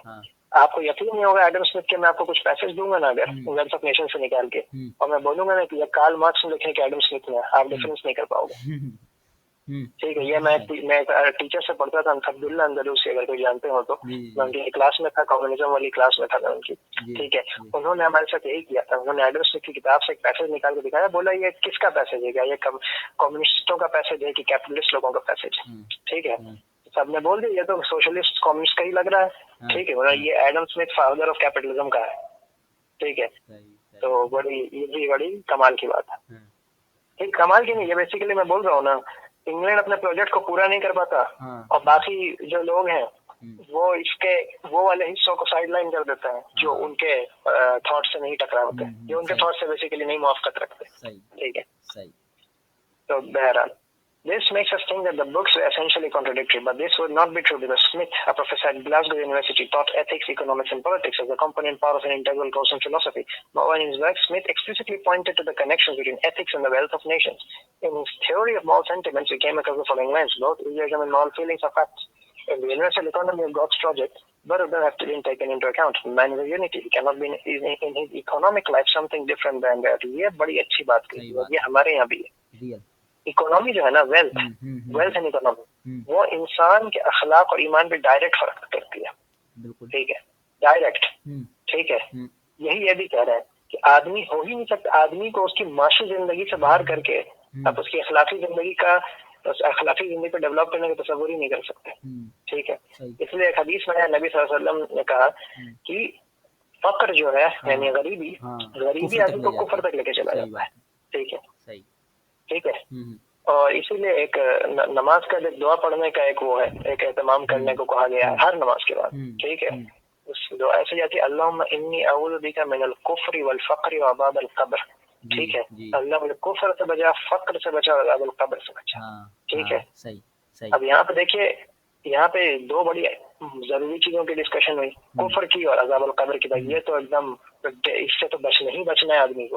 ठीक है, इसके साथ साथ फकर का भी एक जिक्र हो गया, यानी फकर को कोई वो नहीं माना गया है, जिसे बोलते हैं अचीवमेंट, वर्चू। वर्चू। ठीक है, नेचुरल फकर, कोई नेचुरली गरीब है, दैट्स अ डिफरेंट थिंग। ठीक है, लेकिन अपने आप को गरीब करना या गरीबी की तरफ एक आदमी को मायल करवाना, ठीक है, कि भाई गरीब बनो, ठीक है, इज नॉट अ वर्चू। आप गरीब हो, आप कम पैसे वाले हो, दैट्स अ डिफरेंट थिंग। ठीक है, वो उसके लिए तो अलग बशारत है और अलग उसके लिए फजीलत है। लेकिन गरीबी का एक, गरीबी एज अ स्टेट होना वर्सेस गरीबी एज एन आइडिया होना, हमारा आइडिया नहीं है गरीबी का। ठीक है, ये चीज गरीबी को रोमांटिसाइज नहीं करना बेसिकली। बिल्कुल। तो गरीबी एक आइडिया नहीं है हमारा, गरीबी एक हाल हो सकता है। ठीक है, हाल बहुत हो सकता है आदमी का, आदमी बीमार हाल हो सकता है, लेकिन बीमारी एक आइडिया तो नहीं है भाई मुझे बीमार रहना। सही बात। ठीक है, सही बात। ये प्योर रिलीजन का आइडिया है भाई, ये प्योर रिलीजन जो हिंदुइज्म या क्रिश्चियनिज्म रहेगी उनका प्योर आइडिया रहेगा। और यही चीज है ना, इससे क्या होता है कि अखलाकी डेवलपमेंट में फर्क पड़ जाता है। आपका अखलाकी, जो लोग समझ रहे ना कि भाई मैं गरीब रह के या अपने आप को डिप्राइव करके अखलाकी डेवलपमेंट कर रहा हूँ, वो असल में अखलाकी डेवलपमेंट नहीं कर रहा। वो बताऊँ क्या कर रहा है? वो नशा कर रहा है। ठीक है, उसे नशा हो गया, बताऊँ किस चीज का? उसे नशा हो गया है, आप समझ लो, एक जिसे बोलते हैं अपने आप में इस फीलिंग का कि भाई मैं कितना एंटी मटेरियलिस्ट हूँ, क्या मैं कितना डिप्राइव कर सकता हूँ अपने आप को। ठीक है, अखलाकी तौर पर डेवलप होना क्या होता है भाई? अखलाकी तौर पर डेवलप होना ये होता है कि आपके मामलात एकदम कमाल के दर्जे तक पहुंच जाए। ठीक है, मामलात में इकोनॉमिक मामलात तो आएंगे ही नहीं। अगर इकोनॉमिक मामलात नहीं तो आप गुफा में जाके बैठ जाओ, क्या अखलाकी डेवलपमेंट? सही बात है। अखलाकी गुफा में बैठना क्या अखलाकी डेवलपमेंट भाई? कोई नहीं है। आप चार लोगों को खुश नहीं कर सकते, उनकी मुसीबतों को हल नहीं कर सकते। ठीक है, उनसे दो चार बात नहीं कर सकते। ठीक है, कोई मुसीबत का हल पूछने आ जाए, उसे आप क्या फिलोसफिकल जार्गन दे देते हो, बुद्धिस्टों के लिटरेचर में बड़ा पड़ा है। ठीक है, तो भाई आपका क्या काम है? आप दुनिया में तो यूजलेस हो ना। सही बात। ठीक है, तो एक अखलाकी तौर पर, इसलिए अशरफ अली थानवी ने एक बड़ी अच्छी बात लिखी है अपने मलफूजात में, या कहाँ पे लिखी है, इख्तिशाम भाई आकर बता पाएंगे। ठीक है, लेकिन ये पक्का उन्होंने लिखी, मुझे याद है कि लोगों ने तसव्वुफ को समझ लिया कि ज्यादा नफिल रकअतें पढ़ते रहो, क्योंकि तसव्वुफ का मतलब है कि मामलात में आदमी को बेहतर होना चाहिए। सही बात। ठीक है, तो भाई हमारे यहाँ तसव्वुफ का पूरा सिस्टम उलट है। ठीक है, इसका ये मतलब नहीं कि इंडिविजुअल वर्शिप पे फोकस नहीं किया जाता है, इंडिविजुअल वर्शिप ही आपको मजबूत बनाता है कि आप वो काम अंजाम दो। सलाह का देखिए, सलाह के बारे में क्या आया है, इन सलाह तन्हा अनिल फहशाई वल मुनकर। ठीक है, कि सलाह जो है वो आपको फहाशी से और मुनकरात से, यानी कि गलत और हराम चीजों से दूर रखता है। सही बात है। ठीक है, तब नफली या किसी भी तरह की इंडिविजुअल इबादत जो है ना, वो आपके मॉरल डेवलपमेंट में हेल्प करता है। लेकिन अगर आप उसके मॉरल डेवलपमेंट के एस्पेक्ट को कंसिडर नहीं कर रहे हो, ठीक है, तो भाई आप एक्सरसाइज कर रहे हो या अच्छी एक्सरसाइज करते रहो। नहीं समझे? सही समझ भाई ये फिर एक्सरसाइज है भाई, डोपामिन इंड्यूस कर रहे हो आप बस। ठीक है, तो मामलात में अच्छा होना बहुत जरूरी है। ठीक है, तो आप देखो कितने सारे ऐसे अमल के बारे में किसी आदमी ने ये अमल कर लिया तो उससे इतने नमाजों का सवाब हो जाएगा, इतने हज का सवाब हो जाएगा। ठीक है, तो भाई अब तो इससे क्या बताया जा रहा है कि भाई अमल को कम नहीं समझा जाए, अमल को ही सब कुछ समझा जाए। ठीक है, अमल को ही सब कुछ समझा जाए, नहीं समझे? समझिए। इंडिविजुअल इबादत आपको जितनी करनी है करो, that is in your hands. ठीक है, ज्यादा करो, अच्छी बात है, बिल्कुल आपके अंदर एक मादा क्रिएट होगा। लेकिन अमल को ही सब कुछ समझा जाए, जो मामलाती अमल होते हैं, जो रोजमर्रा के छोटे छोटे अमल होते हैं। ठीक है, सही समझ रहे ये चीज? तो ये बड़ा अच्छी बात कही है इन्होंने, एडम स्मिथ ने भी बहुत अच्छी बात कही, और हमारे यहाँ तो इसको कमाल तक आई। देख लो ना, इंग्लिश जो बात कर रहे हैं ना वो हमारे यहाँ कमाल के दर्जे तक है, परफेक्शन के दर्जे तक। समझिए। वही चीज है कि ये लोग कमाल तक नहीं पहुंच पाते। हाँ ठीक है। हाँ, और उसका मसला यह है कि ये लोग वही नहीं ना, कमाल तक पहुंचने के लिए वही की जरूरत होती है। बिल्कुल बिल्कुल एक मासूमाना हिदायत और मासूमाना उसवा की जरूरत होती है जो बिल्कुल इनके पास नहीं है। बिल्कुल, ठीक है। समझ गए। मासूमाना उसवा नहीं होगा तो सही, this is the logical conclusion of that. बिल्कुल बिल्कुल ठीक है, सही। बिल्कुल। लेकिन चाहिए इनकी इनकी कोशिश एक अच्छी रहती है कुछ हाँ, बहुत सारे इलाकों में, तो हाँ, क्रेडिट वेरी सही ड्यू। सही ठीक है। सही। Total bank reports on Ali भाई इम्प्रेशन एक एक आपको जरा रुको रुको रुको जी रुको बात समझे। अली भाई ये हम लोग अगर लाइन बाय लाइन पढ़ना शुरू किया ना, 1-2 बज हाँ, जाएंगे, क्योंकि हमारे पास अभी बहुत पेजेस बाकी हैं। एक काम कीजिए हमारे आप पास खुद, है लगभग 10 पेज बाकी है अभी। है ना, वही ना 10 हाँ, पेज बाकी हो नहीं पाएगा, क्योंकि हम लोग को 11-15 तक कंप्लीट करना है। तो समझिए हमारे पास आधा घंटा अच्छा, है, आधा चलिए नहीं तो ठीक है, चले चलिए आप, ठीक है। है ना, मैं आपको आप करिए मैं ये। आपको कुछ इम्पोर्टेंट हाँ एरियाज हाँ, बताता हूँ आपको। इम्पोर्टेंट एरिया उससे पूरा जो हमें मार्च समझ में आ जाए, क्योंकि इतना है हाँ नहीं। हाँ, हाँ ठीक है सही ठीक है ठीक है। सही। हाँ, ये कैथोलिक फ्रांस वाला जरा इम्पोर्टेंट है, ये पढ़ अच्छा, लेते हैं। पेज नंबर While कितने in पे? Catholic France, the implacable struggle between the spiritualistic and the positivistic school is still continuing. In English ethics, the idea of balance between the principle of welfare and the principle of conscience is dominant. Mill's idea on economy is insistence on the reconciliation of the individual and social principle, as well as his opinion that wealth has a central moral importance, has something in common with zakat and the Quran. Here we must also mention a trend known as neo-idealism, which appeared in England in the second half of the 19th century to the works of Martin Bradley Greene and others, after the predominance of empiricism, and which is also in harmony with the preceding English model. ये बढ़िया बात है कि मिल का idea जो था ना social economy का, ठीक है, जी उसमें इंसिस्ट किया गया इस बात को कि भाई एक वेल्थ का एक मॉरल फ्रैक्शन होना चाहिए। ठीक है, कुछ मॉरल फ्रैक्शन होना चाहिए भाई। कोई ये वेल्थ जो है लोगों के मफाद के लिए इस्तेमाल हो, इसको आप ये इंश्योर करो कि कुछ वेल्थ लोगों के मफाद के लिए इस्तेमाल हो। ठीक है, जो हमारे यहाँ भी ज़कात के कॉन्सेप्ट से एक आप देखोगे कि सिमिलैरिटी रख रहा है। ठीक है, कि कुछ वेल्थ लोगों के मफाद के लिए डेडिकेटेड हो। जी ठीक है, जी जी तो उसमें फिर आपका हक ना हो। ठीक है, सही। और ये मॉडल कुछ फ्रेंच लोगों ने भी अपनाया, लेकिन वही बात है, फ्रेंच तो फ्रेंच रहेंगे। ठीक है, फ्रेंच देखिए दुनिया के सबसे, अगर दुनिया में आपको जैसे बोलते हैं ना खराबी का एक कमाल देखना है ना, ठीक है, France is the historical and present example. दुनिया की सारी खराबी की जड़ फ्रांस में होती है, खराबी की एकदम कमाल तक होता है फ्रांस। आप यहाँ पे रेसिस्ट बात कर रहे हैं सर? मैं फ्रेंच को नहीं, मैं फ्रांस को बोल रहा हूँ। अच्छा, ठीक है, अच्छे फ्रेंच भी आए हैं, तो स्पिनोजा एक अच्छा फ्रेंच था जिनके अल्लामा इकबाल ने भी तारीफ की है। रेनाई गुनोन एक अच्छा फ्रेंच था। रेनाई गुनोन को तो हम लोगों ने इस कोर्स में बहुत ज्यादा कोट भी किया। हाँ, बिल्कुल, हमारे तो रूहानी अब्बा की तरह रेनाई गुनोन। ठीक है, ये सब अच्छे फ्रेंच भी है। लेकिन फ्रांस एज अ मुल्क का जो एक तारीख रहा है पिछले कुछ सदियों में, ठीक है, वो काफी पलीद और काफी जिसे बोलते हैं शर के कमाल तक था। लोग कह रहे हैं आप यहाँ पे ज्योग्राफिकल रेसिज्म कर रहे हैं। ज्योग्राफिकल रेसिज्म, ठीक है, तो मसला ये है भाई कि अगर हम इस तरह से अगर नहीं कैटेगराइजेशन करें, ठीक है, तो इस तरह के लोग एस्केप कर जाते हैं ब्लेम को। ठीक है, सही। और ब्लेम कोई बुरी चीज नहीं है। बताओ मसला क्या, हमारे लोग हर चीज को अटैक, आजकल दुनिया में हर तरह की तनकीद को अटैक समझ जाता है। ठीक है, अगर मैं कल को बोलूं भाई कि बिहार में बहुत खराबी है, क्या मैं बिहारी लोग को गाली दे रहा हूँ? नहीं, मैं बिहार की खराबी को आगे ला रहा हूँ ताकि भाई आप उस खराबी को एक्नॉलेज करके उसे ठीक करने पे काम कर सको, इस्लाही माइंडसेट। सही बात है। मैं अगर उससे इसलिए आगे लाऊं कि मैं उसका मस्खरा करूँ, दैट्स अ डिफरेंट पॉइंट। लेकिन मैं उससे इसलिए आगे लाऊं कि मैं दुनिया में एक इस्लाह चाहता हूँ। ठीक है, तो भाई मैं आपके लिए केयर करता हूँ, rather than आपके लिए आपके मस्खरा या आपको तजलील के लिए, आपका क्या कह सकते हैं जी, तजलील करूँ आपकी। ठीक है, सही, तो इस तरह से कंसिडर करना चाहिए। जरा अगले पेज में आ जाए। ठीक है, अगले पेज से पहले ये जो अगले पेज में जो पैसेज है, ठीक है, ये क्रॉसमैन हजरत का। ठीक है, ये बहुत इंपॉर्टेंट पैसेज है। ये एक पैसेज समझिए इस पूरे चैप्टर का वो है, जिस्ट है, इस पूरे चैप्टर का खुलासा है। ये एक पैसेज हम पूरा पढ़ लेते हैं। Unlike the utilitarian theorist, the Victorian businessman based his politics upon a foundation of religion.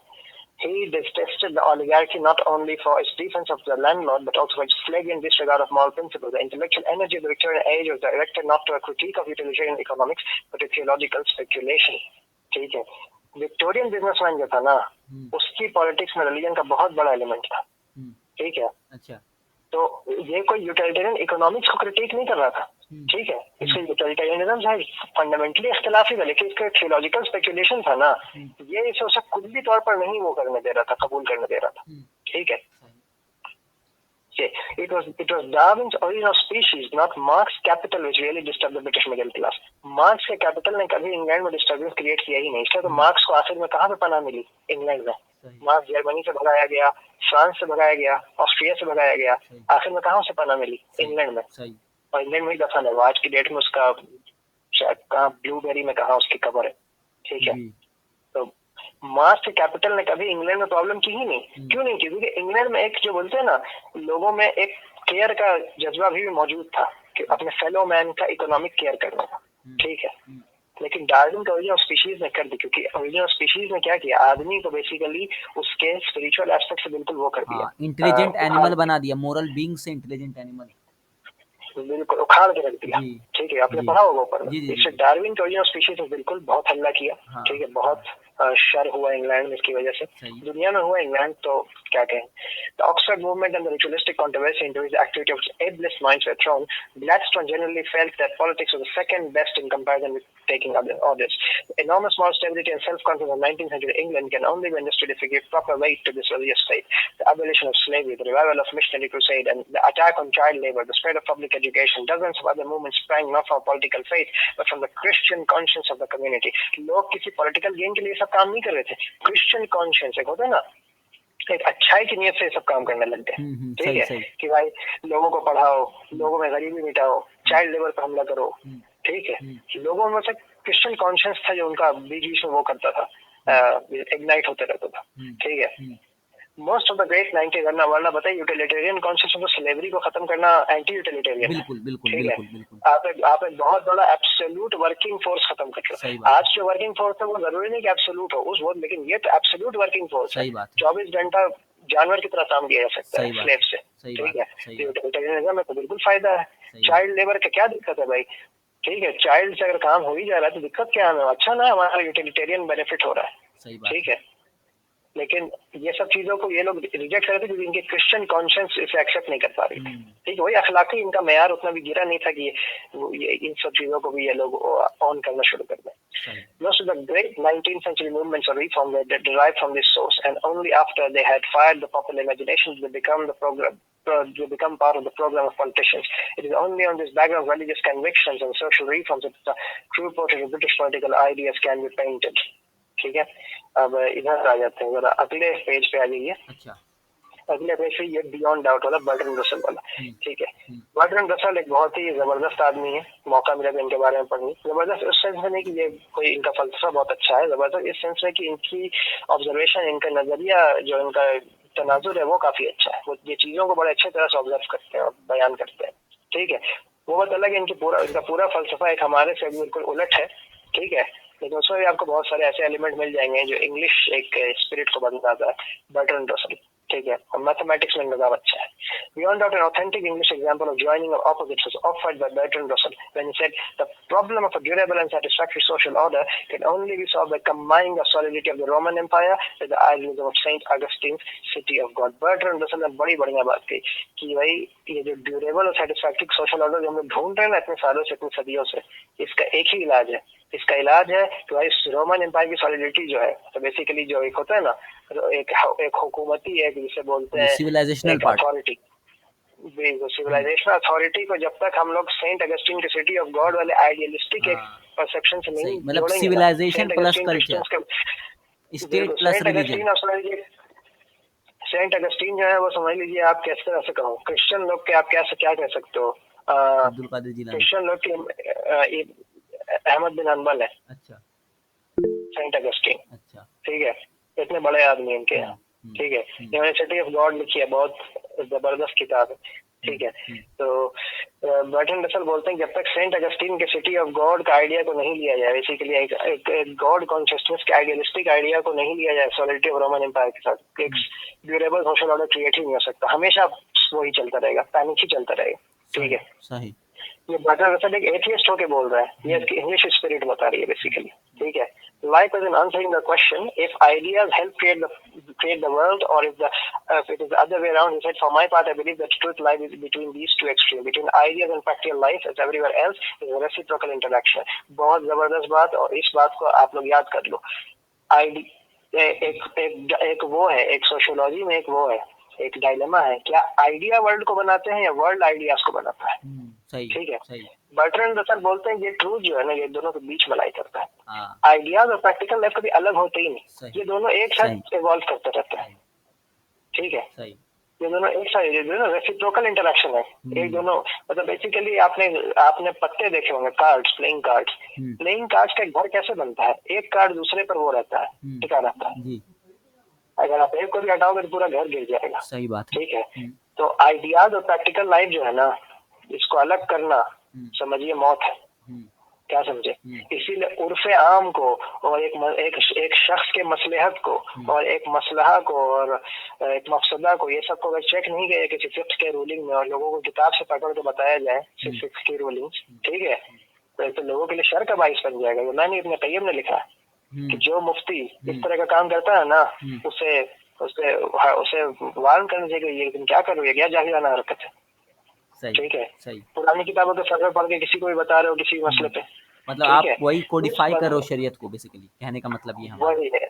Codified भी है, और एक तरह से जिसे बोलते हैं ना कि एक बहुत ही शैलो आइडिया, एक बहुत ही शैलो आइडिया, समझ लो, एक्शन का आइडिया तो बहुत ही शैलो आइडिया है। ठीक है। The spiritual forces of American pragmatism are easily recognizable in such outlooks. Its dualism, its acceptance of both religion and science, provided they prove their practical value, and its postulate that life experience ought to be taken as a criterion for truth is a typical Anglo-Saxon philosophy, at the same time completely non-European. बिल्कुल। अब जरा आगे आ जाते हैं। हाँ, pragmatism की एक बात हो रही थी, ठीक है। इतने ज्यादा पढ़ने के लिए मैं आपको अमेरिकन pragmatism खुद बता देता हूँ, क्योंकि मैंने अमेरिकन pragmatism थोड़ा पढ़ा है। इंग्लैंड का जो ये प्रैग्मेटिस्ट अप्रोच था ना, ठीक है, ये अमेरिका के फलसफे को भी इफेक्ट किया। अमेरिका में बताऊं ज्यादा ओरिजिनल फलसफा नहीं है, ठीक है। अमेरिका में एक दो फलसफे पैदा हुए हैं फ्रैंकलिन टाइप के, उसके बाद एक बस स्कूल पैदा हुआ था अमेरिका में 19th-20th सेंचुरी में। 20th सेंचुरी ज्यादातर अमेरिकन प्रैग्मेटिज्म बोलते हैं, ठीक है। ये प्रैग्मेटिज्म क्या था ना, ये प्रैग्मेटिज्म का मतलब यहाँ पे ये था कि भाई हमारा जो है ना, हम लोग हर एक्सट्रीम के बीच में, ठीक है, we are not extremely statist, we are not extremely religious, ठीक है। We are not extremely dogmatic. We are not extremely skeptic. ठीक है। We are not extremely materialistic. We are not extremely spiritual. मतलब एक ये था भाई इन लोग में, एक शर्म पाई जाती थी, इसे बोलते हैं, ठीक है। मैं ऐसे शर्म इसलिए बोल रहा हूँ क्योंकि भाई शर्म बहुत जरूरी चीज है आदमी में एक वो पैदा करने के लिए, होता है ना। सही बात है। आपको आइडिया सारे पता हो, लेकिन अगर आपको शर्म नहीं होना, आप एक भी आइडिया पे अमल नहीं कर पाओगे, ठीक है। आदमी में शर्म होनी चाहिए, हया जिसे बोलते हैं। ठीक है। रसूलुल्लाह की भी हदीस है कि जिस आदमी में हया चली गई फिर जो मर्जी करे, बिल्कुल। क्योंकि ऐसी चीज है ना हया, जिसे हमारे यहाँ भी तो लोग बोलते हैं भाई शर्म करो, ठीक है, थोड़ा अपने आप में देखो, गिरेबान में झांक के देखो, ठीक है। ये एक हमारे यहाँ भी एक टर्मिनोलॉजी और जो हमारे लुगत में ये डेवलप हो गया है, इसी से आया है, ठीक है। तो अमेरिकन प्रैग्मेटिज्म क्या था कि बीच वाला रास्ता, तो इंग्लैंड का ये असर अमेरिका पर भी पड़ा।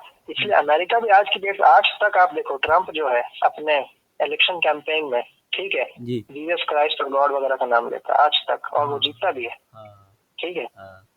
क्यों? क्योंकि अमेरिका के लोगों ने अभी तर्क होता है ना, तर्क तो नहीं आया। ये बात अलग है कि रिलीजन फेड हो रहा है उनके यहाँ से, फेड होना एक चीज है और तर्क करना एक चीज है। किसी चीज का धीरे धीरे उड़ के खत्म हो जाना और किसी चीज को तोड़ के खत्म कर देना। फ्रांस वगैरह में, जर्मनी वगैरह में तोड़ के इन लोगों ने खत्म किया है, ठीक है। नीचे ने बोला ना God is dead and we have killed him, ठीक है। वो बता रहा था कि हम लोगों ने इस चीज को मार के खत्म किया है, ठीक है। लेकिन ये लोग जो खत्म भी हो रहा है ना, वो उड़ के खत्म हो रहा है, जैसे डिओड्रेंट धीरे धीरे उड़ के खत्म हो जाता है, फेड कर जाता है, ठीक है। इसीलिए इतर लगाया करें, ठीक है, ऑयल वाला, ठीक है। James displays here the natural human inclination towards dualism and form of natural Islam, ठीक है। जेम्स इसको बोलते हैं कि भाई इंसान जो है ना नेचुरली इंक्लाइन है इस ड्यूअलिज्म पर, नहीं समझे? ये जो बीच का वसत है ना, इस पर इंसान नेचुरली वो है, इंक्लाइन है, इसीलिए तो फितरत बोलते हैं। अरे हम भी तो यही बोलते हैं भाई कि इंसान एक वो है, एक फितरी एक ऑर्गेनिज्म है ना। हमारे अंदर हमारी फितरत हमें बहुत सारी चीजों का आइडिया ऑलरेडी दे देती है, ठीक है।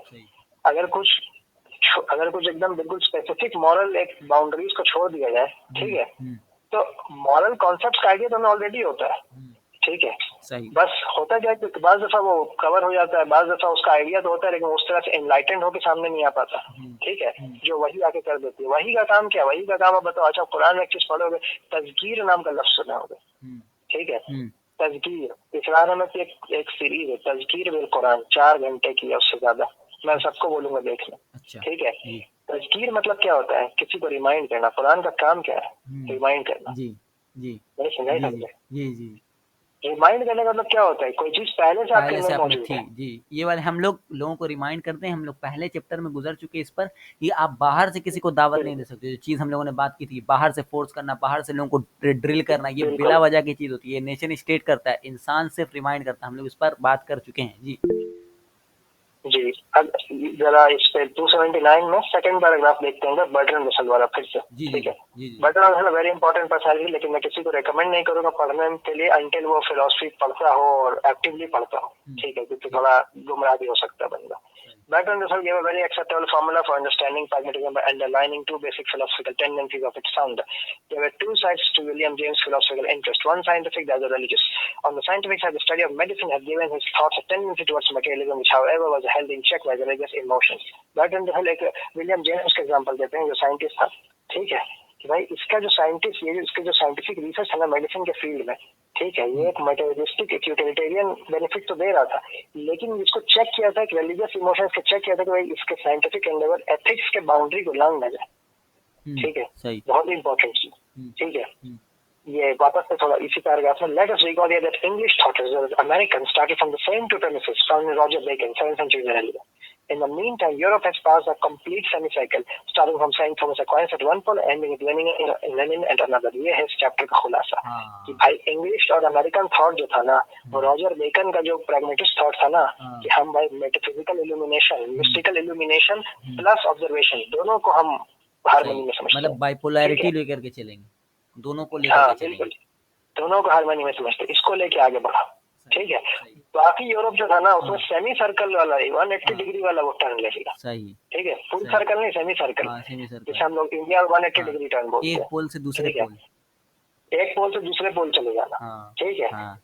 सेंट थॉमस एक्वाइनस जो थे, जो इटली के बहुत बड़े क्रिश्चियन, मतलब क्रिश्चियन लोग क्या है, हमारे यहाँ का सबसे बड़ा आलिम आप किसे मानते हैं हमारी तारीख में? कुछ लोग इमाम गजाली का नाम ले लेंगे, कुछ लोग इब्न तैमिया का नाम ले लेंगे, कुछ लोग शाह वली का नाम ले लेंगे, ठीक है, मतलब कुछ लोग इसी तरह की 4-5 नाम है ना हमारे जहन में, ठीक है। क्रिश्चियन से आप पूछोगे ना, आप सबसे बड़ा आलिम अपना किसे मानते हो, ठीक है, उनके यहाँ शायद 4-5 नाम देना है, वो लोग सीधे सीधे सेंट थॉमस एक्वाइनस बोल देंगे, ठीक है, क्रिश्चियन तारीख का सबसे बड़ा आलिम, ठीक है। और खास बात तो ये सेंट थॉमस एक्वाइनस जो बंदा है, ठीक है, ये पूरा इमाम गजाली से इन्फ्लुएंस्ड है, इमाम गजाली और इब्न सीना, ठीक है।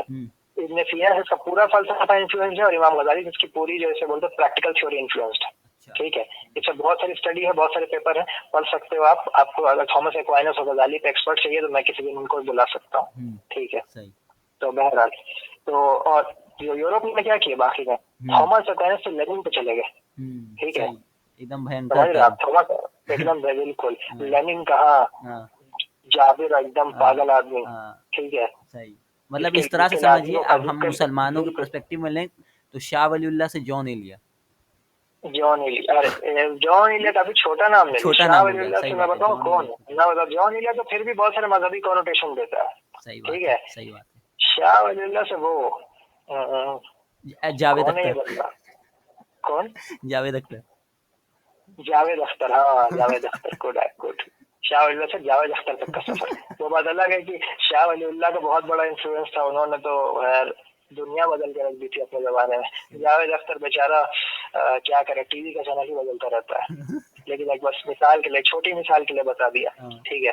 हम लोग अल्लाह के फजल से हमारे यहाँ भी इतनी खराबी नहीं है कि हम, मुफ्ती सईद खान का एक मुझे बहुत जबरदस्त चीज याद है कि पहले के जो लोग थे ना, जो फितना परस्त 3 लोग थे पहले के, ठीक है, पहले के 3 लोग बहुत अकलमंद भी थे और वो मजहब में फितना क्रिएट करते थे, तो अकल लगाते थे।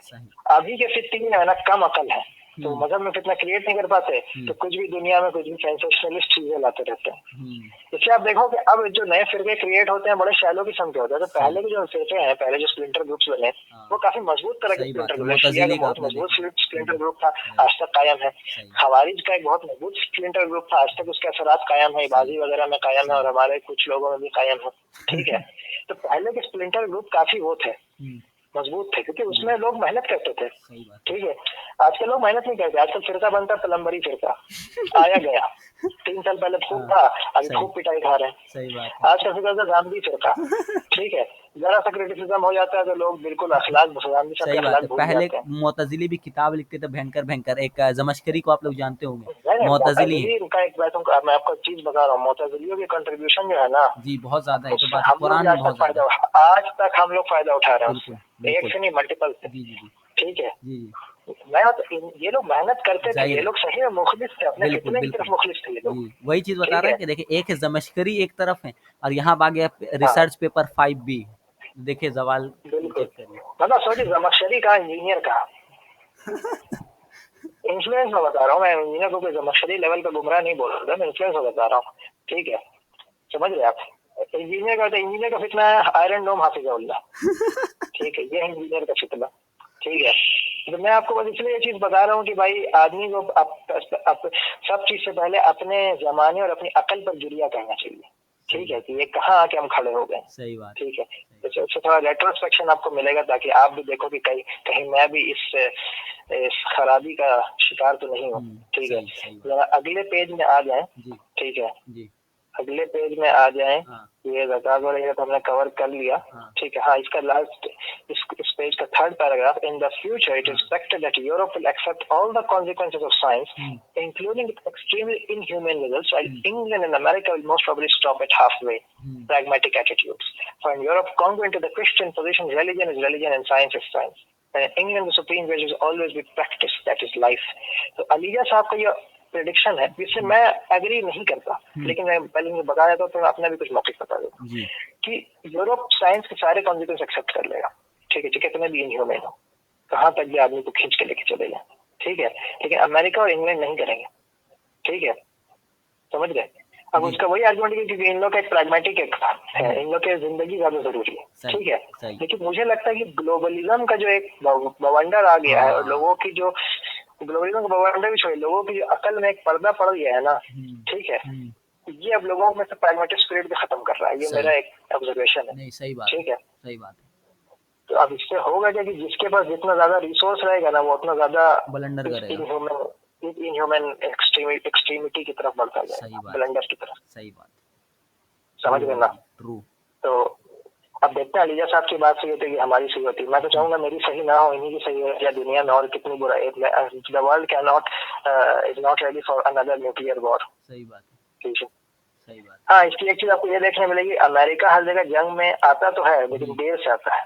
ठीक है, और बाकी ममालिक को जैसे ही जंग का मौका मिलता है, जंग कर लेते हैं। इसराइल किसी को भी मार देता है, सद्दाम हुसैन कहीं पे भी जंग कर लेता था। ठीक है, बिना वार्निंग के जंग कर लेता था। ठीक है, तो अमेरिका वाले ये चीज पाया था कि थोड़ा मतलब एक वो दिया जाए, एक लॉबी बनाई जाए, एक सिस्टम बनाया जाए, एक वक्त दिया जाए, कुछ प्रॉक्सी बनाया जाए, होता है ना। तो ये भी एक प्रैग्मेटिज्म का ही नतीजा है। वो बात अलग है, धीरे धीरे कम होता जा रहा है। ठीक है, अब ये एक नया सेक्शन आया, historical compromise and social democracy. ठीक है, मैं तो चाह रहा हूँ इस चीज को पूरा पढ़ना, लेकिन वक्त हमें अलाउ नहीं करेगा। तो अगर आप समझानी वाले बोल रहे हैं, तो इस चीज को मैं अपने सफर के बाद कुछ दिन के बाद इसे कवर कर लूँ, अगर लोग थोड़ा एग्री हो जाए। अगर आना चाहें तो आ सकते हैं। आप एक काम करिए, नहीं, मैं सिर्फ इस हिस्से को कवर नहीं करूंगा, मैं इस हिस्से को भी कवर करूंगा। ठीक है, और मैं कुछ जनरल बातें उस दिन करना चाहूंगा, थोड़ा वक्त लेके। एक नंबर। अभी आप काम ये कर सकते हैं अली भाई, कि अभी आप इस चैप्टर का ओवरव्यू दे दें, क्योंकि अब हम लोग लगता है मेजॉरिटी ऑफ द सेक्शन और इसका एसेंस हम लोग समझ चुके हैं, इस किताब इस चैप्टर का एसेंस तो समझ चुके हैं। अब इसको आप जरा ओवरव्यू दे दें, डिटेल बहुत सारी अच्छी है। ठीक है, सही इसलिए सही। ठीक है, सही। और ये ऐसे भी बहुत उस तरह के नहीं कि जिसे नहीं पढ़े तो आपको मुकदमा समझ नहीं आया। नहीं, ये बस आपके उसको स्ट्रॉन्ग करता है, अंडरस्टैंडिंग को। ठीक है, तो इसलिए मैं चाहूंगा कि भाई एक दिन और लगाते हैं हम इस पे। ठीक है, मैं मतलब पर्सनली आपको जितने दिन लगाने लगाओ, एक दिन मैं पर्सनली और इस पे लगाता हूँ। ठीक है, उस दिन मैं इसे भी कर दूंगा, और थोड़ा उस दिन कुछ एक्स्ट्रा भी कुछ चीजें डिस्कस हो जाएंगी। ओके, कैसा रहेगा? एक नंबर, आमीन। ठीक रहेगा? तो अब आप आएंगे कब वापस? लेकिन क्या?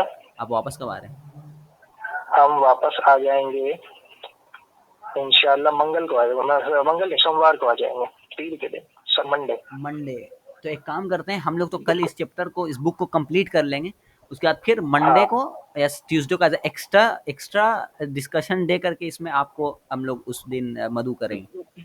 बिल्कुल ठीक है, हो सही है। जाएगा। अभी अभी हम लोग के डन। पास वक्त खत्म होने वाला है, तो आप काम कीजिए, इस चैप्टर को आप जो बेहतरीन तरीके से समझा सकते इसको समझा देते, तो फिर इसको हम लोग अच्छा कंक्लूड चलिए करते हैं। ठीक है। तो यहाँ पे बेसिकली एक हिस्टोरिकल डेटा का वो लिया जा रहा है, एक जायजा लिया जा रहा है। सही। ठीक है कि यूरोप में आइडियोलॉजिकल पोलराइजेशन कैसा था मजहबी तबके में और लेफ्टिस्ट तबके में। ठीक है, सही। अगर 281 पेज पे आएंगे तो वहाँ पे एक परसेंटेज दिखाया गया अच्छा। कि स्पेन में जब इलेक्शन हुए, जी। ठीक है, तो स्पेन में लेफ्टिस्ट को 51% वोट मिले थे, राइटिस्ट को 43% वोट, बिल्कुल। और सेंट्रिस्ट को जो मतलब प्राग्मेटिस्ट थे हाँ। उनको 5% से भी कम वोट मिले थे। सही बात ये है। बेसिकली दिखा था कि ये दोनों टेंडेंसी लोगों में कितनी ज्यादा स्ट्रांग थी। तो होता है ना बाइपोलैरिटी, एकदम जिसे बोलते हैं, बाइपोलैरिटी भी नहीं, सही। एक डायकोटोमी एक जैसे तरफा बोलते हैं, रुझान जिसको कहेंगे। पोलर डिफरेंस जो था लोगों में काफी जी, स्ट्रांग था। जी, ठीक है, जी। दोनों एक दूसरे के गले पड़े हुए थे सही। बेसिकली। एक तरफा ठीक है, रुझान जिसको कहेंगे, एक पार्टी एक उधर, एक पार्टी तरफा, उधर, बीच में कोई नहीं। बिल्कुल बिल्कुल। ठीक है, तो इसमें अब क्या हुआ कि ये जो तनातनी थी ना, इससे बहुत सारे डायलॉग्स हुए यूरोप में। ठीक है, यूरोप में बहुत सारे डायलॉग्स हुए, जिसमें एक बहुत ही जरूरी डायलॉग है, कहाँ गया वो, एक सेकंड, इसी पेज में है। ठीक है, इसे आपको कहते हैं डायलॉग ऑफ सैल्जबर्ग, कहते हैं सैल्जबर्ग जर्मन। अच्छा। ठीक है, डायलॉग ऑफ सैल्जबर्ग, यहाँ पे मार्क्सिस्ट और रिलीजियस लोग वगैरह आए। ठीक है, और यहाँ पे एक चीज डिस्कस हुई। ठीक है, मैं इसका लास्ट पैराग्राफ की एक लाइन पढ़ दूं। ठीक है, Christian love of Mankind and Marxist humanism, ये था topic, Christian love of Mankind and Marxist humanism. हम लोग का लव सुपीरियर है कि आपका सुपीरियर है? ठीक है, meeting well known Marxist writer Roger Garaudy, जो अब बाद में मुसलमान बन गए थे, मार्क्सिस्ट के बाद में मुसलमान बन गए थे। ठीक है, the birth of Christianity brought with it for the first time in history an appeal for community without boundaries, for totality encompassing all totalities, the glorification of love, the concept through which man creates and recognizes himself only with the help of others, and others is the most dignified image that man ever created of himself and of the purpose of life. Christianity ने लोगों में वो create किया, क्या लोगों के से मुआफ़क़त होता है ना, आदमी को आदमी की परवाह करना सिखाया। ठीक है, तो बेसिकली मजहब का एक अल्ट्रुइस्टिक एलिमेंट बता रहे थे कि भाई आदमी को आदमी की परवाह करना एक मजहब का ही फंडामेंटल आइडिया है, ये एज अ मार्क्सिस्ट बोल रहे थे। सही। ठीक है, सही। ठीक है, जबकि कार्ल मार्क्स इस चीज को वो नहीं करता, नहीं बोलता। वो बोलता भाई क्लास स्ट्रगल है बस, और क्लास स्ट्रगल में वो तो मजहब को ही बोलता है कि मजहब का ही हाथ है क्लास स्ट्रगल को बढ़ावा देने में। जो मैं गलत नहीं बोलता, उसे कम्प्लीटली वो रॉन्ग है। मजहब को अगर परवर्ट कर दिया ना, तब बिल्कुल उसका इस्तेमाल किया जा सकता है। आज हमारे यहाँ मज़ारात पे क्या होता है? ठीक है, हमारे मज़ारात पे क्या होता है भाई, आओ भाई आपको वो करता हूँ भाई, आपके ऊपर कुछ वजीफा करता हूँ, वजीफा कर, चलो भाई लाओ 2000 रुपए। ठीक है, ठीक है, पेटी में डालो पैसा। भाई मज़ारात को पैसे की क्या जरूरत है? सही नहीं समझा? तो ये तो बड़ी इलॉजिकल है। एक बंदा मर गया, बिल्कुल बिल्कुल, ठीक है, फौत हो गया, दूसरी दुनिया में चला गया, ठीक है, उसकी कब्र को मेंटेनेंस के लिए आपको कितने पैसे की जरूरत है? सही बात है। ठीक है, मतलब मरने के बाद तो आदमी सबसे वो हो जाता है लो कॉस्ट, और आपने उसको मरने के बाद ही हाई कॉस्ट बना दिया है। ठीक है, सही सही, ठीक है, तो रिलीजन को अगर परवर्ट किया जाए तो बिल्कुल उसे आपको बिल्कुल आदमी को एक्सप्लॉइट करने के लिए बिल्कुल इस्तेमाल किया जा सकता है। ठीक है, इस्तेमाल किया जाता है। सही बात है। आज हमारे यहाँ मज़ारात कल्चर पूरा इस पे चलता है। सही बात है। वो तो चलो मज़ारात में कम से कम एक मरा हुआ इंसान था, हिंदुइज्म में तो इंसानों नहीं है, पत्थर और पेड़ पे पैसा खर्च होता है। उधर तो अलग ही चीज है, उधर तो बंदे आप देख लो भाई, लोग जान बेटी में पैसा बिना मतलब का डाल रहे हैं। उसे 5 मिनट उसके बुत के सामने खड़ा तक रहने नहीं दिया जाता। आओ और जाओ, भगा देते हैं बेसिकली, लाइन लगी रहती है ना। सही सही, आओ जाओ। ठीक है, चलो मज़ारात पे तो कम से कम थोड़ा बहुत आपको सर पे वो पंख वगैरह भी फेर देते हैं, थोड़ा चादर चढ़ाने के भी मौके दे देते हैं, तवाफ करने के भी मौके दे देते हैं। ठीक है, अगर कोई हमारे बरेलवी हजरात इस बात को सुन रहे हैं तो मैं बता दूं, मैंने जितनी भी एक्टिविटी का जिक्र किया है, आला हजरत अहमद रजा खान साहब के नजदीक सब कुछ हराम है। ठीक है, रेफरेंस के लिए मुझे डीएम कर देना। ठीक है, तो इसीलिए ये सब चीजों को ना किया करें। ठीक है, अगर आप कम से कम बरेलवी बने तो कम से कम सही वाले बरेलवी बने। ठीक है, सेंसेशनलिस्ट बरेलवी ना बने। तो जरा सा आगे बढ़ते हैं फिर से। ठीक है, इस पेज में अब बाकी कुछ नहीं है। इस पेज के डिटेल को हम जिस दिन कवर करेंगे उस दिन पढ़ लेंगे। ठीक है, अगले पेज में आते हैं। हाँ, अगले पेज में 283 में, ठीक है, so called Eurocommunism, second paragraph. Euro is expression of typical tendency of those polarised societies in European Catholic countries, Italy, France and Spain. The phenomenon is new, but it is already quite clear that equals communism minus dictatorship plus democracy. A break from the extreme left towards the center. ये जो debates हो रही थी ना, इससे euro communism नाम का एक आइडिया सामने आया। ठीक है, कि भाई कम्युनिज्म रखो, सोशलिज्म रखो, इसमें से डिक्टेटरशिप हटा दो, डेमोक्रेसी डाल दो। सही, ठीक है, सही। और एक एक्सट्रीम लेफ्ट से टूटो और सेंटर की तरफ बढ़ो। ठीक है, under the pressure of reality communism leaves it's dogmatic position and accepts essentially idealistic ideas of freedom and pluralism that has given euro communism a clear meaning of compromise. जब देखो, एक स्टेबल, रसल ने क्या कहा था कि हम stable system totalitarian basis पर बना ही नहीं सकते। सही बात है, ठीक है, तो हमें सेंट अगस्टीन का सिटी ऑफ गॉड डालना पड़ेगा। यहाँ पे यही हुआ, कॉम्प्रोमाइज हो गया। आइडियलिस्टिक नोशंस को, डॉगमेटिक नोशंस जो थे ना कम्युनिज्म के, टोटलिटेरियन नोशंस, उसमें कॉम्प्रोमाइज करके यूरोप, कम्युनिस्टों का स्ट्रेटेजी ये बना कि अगर यूरोप में कम्युनिज्म को चलाना है, ठीक है, तो कॉम्प्रोमाइज करना पड़ेगा। ठीक है, समझ में आ रहा है आपको? तो यहाँ पे भी एक प्रैग्मेटिस्ट अप्रोच देखने को मिला। ठीक है, अब हाँ, एक प्रोटेस्टेंट और कैथोलिक कंट्रीज का एक जरा चीज बता दूं, उस पर लंबी डिस्कशन है, मैं आपको शॉर्ट में बता देता हूँ। ठीक है, कि ये जो चीज है ना प्रैग्मेटिज्म वाली, ये प्रोटेस्टेंट कंट्रीज में थोड़ा ज्यादा देखने मिली, एक्सेप्ट जर्मनी को छोड़ के। ठीक है, मैं बताऊँ जर्मनी को क्यों छोड़ के। ठीक है, इंग्लैंड प्रोटेस्टेंट है, आयरलैंड प्रोटेस्टेंट है, स्वीडन प्रोटेस्टेंट है, फिनलैंड प्रोटेस्टेंट है। ठीक है, अमेरिका भी मेजरली प्रोटेस्टेंट है। ठीक है, प्रोटेस्टेंटिज्म बेसिकली रिफॉर्मेशन से आ गया है। ठीक है, रिफॉर्मेशन का मकसद ही था कि रिलीजन के सख्त तरीन एलिमेंट्स को वो करना। वो बात अलग है, इसी रिफॉर्मेशन ने बाद में मॉडर्निटी को और लिबरलिज्म को और बाकी खराब चीजों को भी जन्म दे दिया, क्योंकि फिर एक होता है ना, फिर टूटने का एक वो क्रिएट हो गया, ट्रेंड क्रिएट हो गया। नहीं समझे? अगर मैं आपको बोल दूं, अगर मैं आपको रोजे में 2 घूंट पानी पीना अलाउ कर दूंगा ना, ठीक है, तो यदि वो दिन दूर नहीं होगा कि कुछ वक्त बाद आप रोजे में बिरयानी खाना भी याद समझोगे। सही बात है, समझ रहे हो ना आप? वो बात अलग है, प्रोटेस्टेंटिज्म को मार्टिन लूथर को खुद नहीं लगा होगा कि भाई मेरे शर से इतना बड़ा शर हो जाएगा, वरना वो कभी ना करता। ठीक है, लेकिन बहरहाल प्रोटेस्टेंटिज्म में ये चीज ज्यादा प्रैग्मेटिक इसलिए देखिएगा ना, क्योंकि प्रोटेस्टेंटिज्म थोड़ा रिफॉर्मिस्ट एक रूह का था। रिफॉर्मिस्ट रूह चीजों को वो नहीं करती, उस तरह से होता है ना, आउटलॉ नहीं करती। ठीक है, रिफॉर्मिस्ट रूह अगर सही की रिफॉर्मिस्ट रूह, खारजी रूह नहीं। खारजी रूह तो क्या होती है? खारजी रूह होती है, खारजी रूह क्या होती है? भाई मेरे अलावा सब गलत। ठीक है, एक रिफॉर्मिस्ट होते हुए देखेगा क्या किया जा सकता है, दुनिया को और अच्छा कैसे बनाया जा सकता है। ठीक है, तो रिफॉर्मिस्ट वो प्रोटेस्टेंट से ज्यादा पाई जाती है। ठीक है, लेकिन शर का पोटेंशियल भी प्रोटेस्टेंट में पाया जाता है, प्रोटेस्टेंटिज्म में तो कम से कम पाया जाता है। नहीं समझे? अगर प्रोटेस्टेंटिज्म नहीं आता ना, तो हो सकता था कि ये जो रेनेसांस वाला जो सिस्टम आया ना पूरा, ये और थोड़ा लेट होता, ये और कुछ 100 साल बाद आता, शायद हम लोग का कॉलोनाइजेशन भी ना हो पाता। ठीक है, तो एक ये चीज है। ठीक है, और कैथोलिक कंट्रीज, हाँ जर्मनी में चीज नहीं पाया जाता ना, क्योंकि जर्मनी है तो प्रोटेस्टेंट है जर्मनी में बहुत, लेकिन पूरा कैथोलिक से घिरा हुआ है। ठीक है, तो जर्मनी की रूह अभी भी कैथोलिक है, डॉक्ट्रिन प्रोटेस्टेंट है। सही, ठीक है, सेंट्रल यूरोप की रूह अभी भी कैथोलिक ही रह गई है। जिसे बोलते हैं वो वाले खारजी सूफी या सूफी खारजी। ठीक है, तकफीरी सूफी। समझ रहे हो आप? समझिएगा, एक बहुत बेहतरीन शख्स का रेफरेंस दिया हूँ, तकफीरी सूफी, नाम नहीं लूंगा। ठीक है, पीपल विल नो। ठीक है, अब इसके 285 पे 285 पे।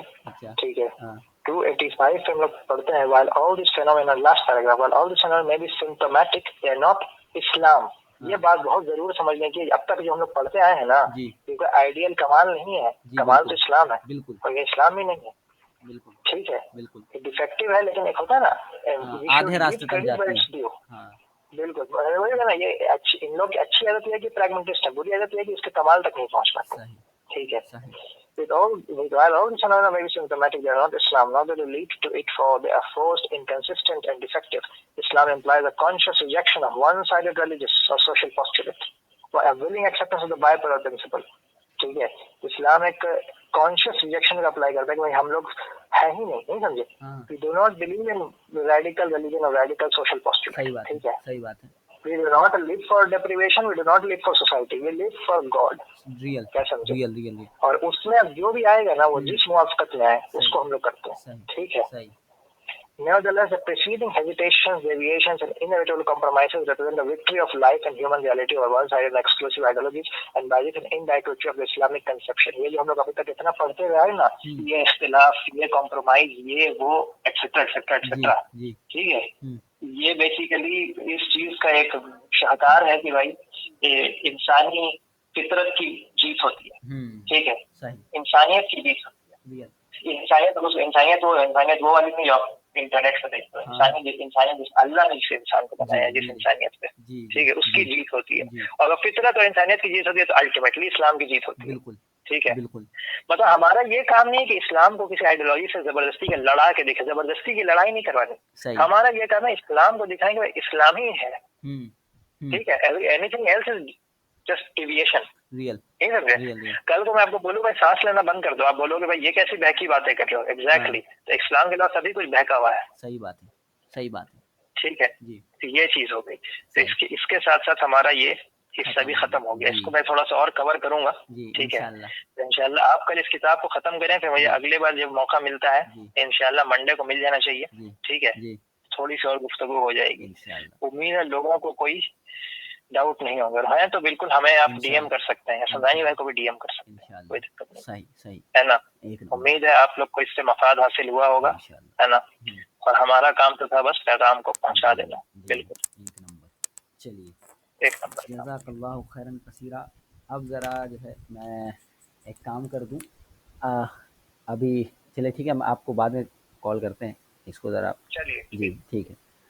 तो हज़रात ग्रामी, अली भाई जो है अब हो चुके रवाना। मसला ये था, अब उसको मैं समराइज़ कर दूँ आसान ज़बान में ख़त्म होते वक्त, कि हुआ ये कि हम लोगों ने इंग्लैंड को मुख्तलिफ पाया यूरोप से।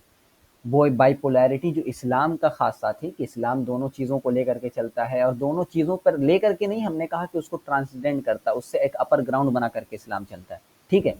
उसी तरीके से हमने देखा कि इंग्लिश थिंकर्स और इंग्लिश जो स्टेटमेंट्स हैं वो भी उसी तरह की एक कोशिश करते हैं। ज़ाहिर वो पूरे कमाल तक नहीं पहुँच पाते क्योंकि उनके पास वही नहीं है और वही का सहारा नहीं लेते। अगर वही का सहारा ले होते तो भी कमाल तक जाते, लेकिन वही नहीं है। लेकिन प्रैग्मेटिज्म के चलते, जो कि दोनों चीज़ों को मवाफ़क़त में लेकर के और जो दोनों में बैलेंस आउट और हार्मनी तैयार करने की वजह से हमने देखा कि इंग्लैंड कैसे बाकी यूरोपियन कंट्री से मुख्तलिफ है, ठीक है। कि उसमें रेडिकलनेस नहीं पाई गई, कि रेडिकल इस्लामी या रेडिकल क्रिश्चियनाइजेशन रहा उनमें, बाकी यूरोप में रेडिकल क्रिश्चियनाइजेशन रहा या फिर रेडिकल कम्युनिज्म रहा। जो हमने देखा कि भाई उसमें वोट का हमने देखा स्पेन में कि 55% उधर है, 46% इधर है, बीच के जो सेंटर वाले लोग हैं वो 4% ही थे। इंग्लैंड में क्या मामला है कि वो बड़ा मोतदिल और एतदाल पर कायम रहा, जो कि इस्लाम की सिफ्त थी, लेकिन ज़ाहिर कमाल तक नहीं पहुंच सका। ये चीज़ थी कि द थर्ड वे आउट में हमने देखा। और ये चीज़ देखी कि अलिया कहते हैं कि हो सकता है आगे चल करके ये भी जो यूरोप और अमेरिका, क्योंकि उसका एक इंग्लैंड का ही कॉलोनी, इंग्लैंड ने ही अमेरिका को बसाया है, तो अमेरिका और यूरोप भी इस्तेमाल करेंगे और जो इनह्यूमन एक्सपेरिमेंट्स करेंगे, लेकिन हाफ वे में रुक जाएंगे। क्यों रुक जाएंगे? उनके जो प्रैग्मेटिक कोर है जिसकी वजह से वो बने हैं, ठीक है, वो चीज़ उनको रोक देगी और फिर जो मामला उधर हो जाएगा। जो कि अभी हमें नहीं लगता, जो अली भाई ने बोला कि ग्लोबलाइजेशन होने की वजह से जब उनका कल्चर, अब हर कल्चर मिट चुका है, हर ओरिजिनल आइडियाज़ गायब हो चुके हैं। अब वेस्टर्न आइडिया जो एक नरेटिव है एक वाला, अब वो आ गया है, तो हो सकता है ना हो, लेकिन हम दुआ करते हैं कि भाई वही हो जो अली इज़्ज़ुद्दीन कह रहे हैं। तो ये चैप्टर यहाँ पे तमाम होता है। कल हमारे पास एक छोटा सा समझिए ऐसे का चीज़ रहेगी जिस पर हम लोग कल बात करके और मामला जो है इसको ख़त्म करेंगे। और फिर द सप्लीमेंट है सबमिशन टू गॉड, और इसको बस कुछ चंद पेज का है, इसको कल इंशाल्लाह ख़त्म करके और बाकी चीज़ों पर जो है कि ध्यान दिया जाएगा। अगर किसी को सवाल हो तो अभी पूछ लें।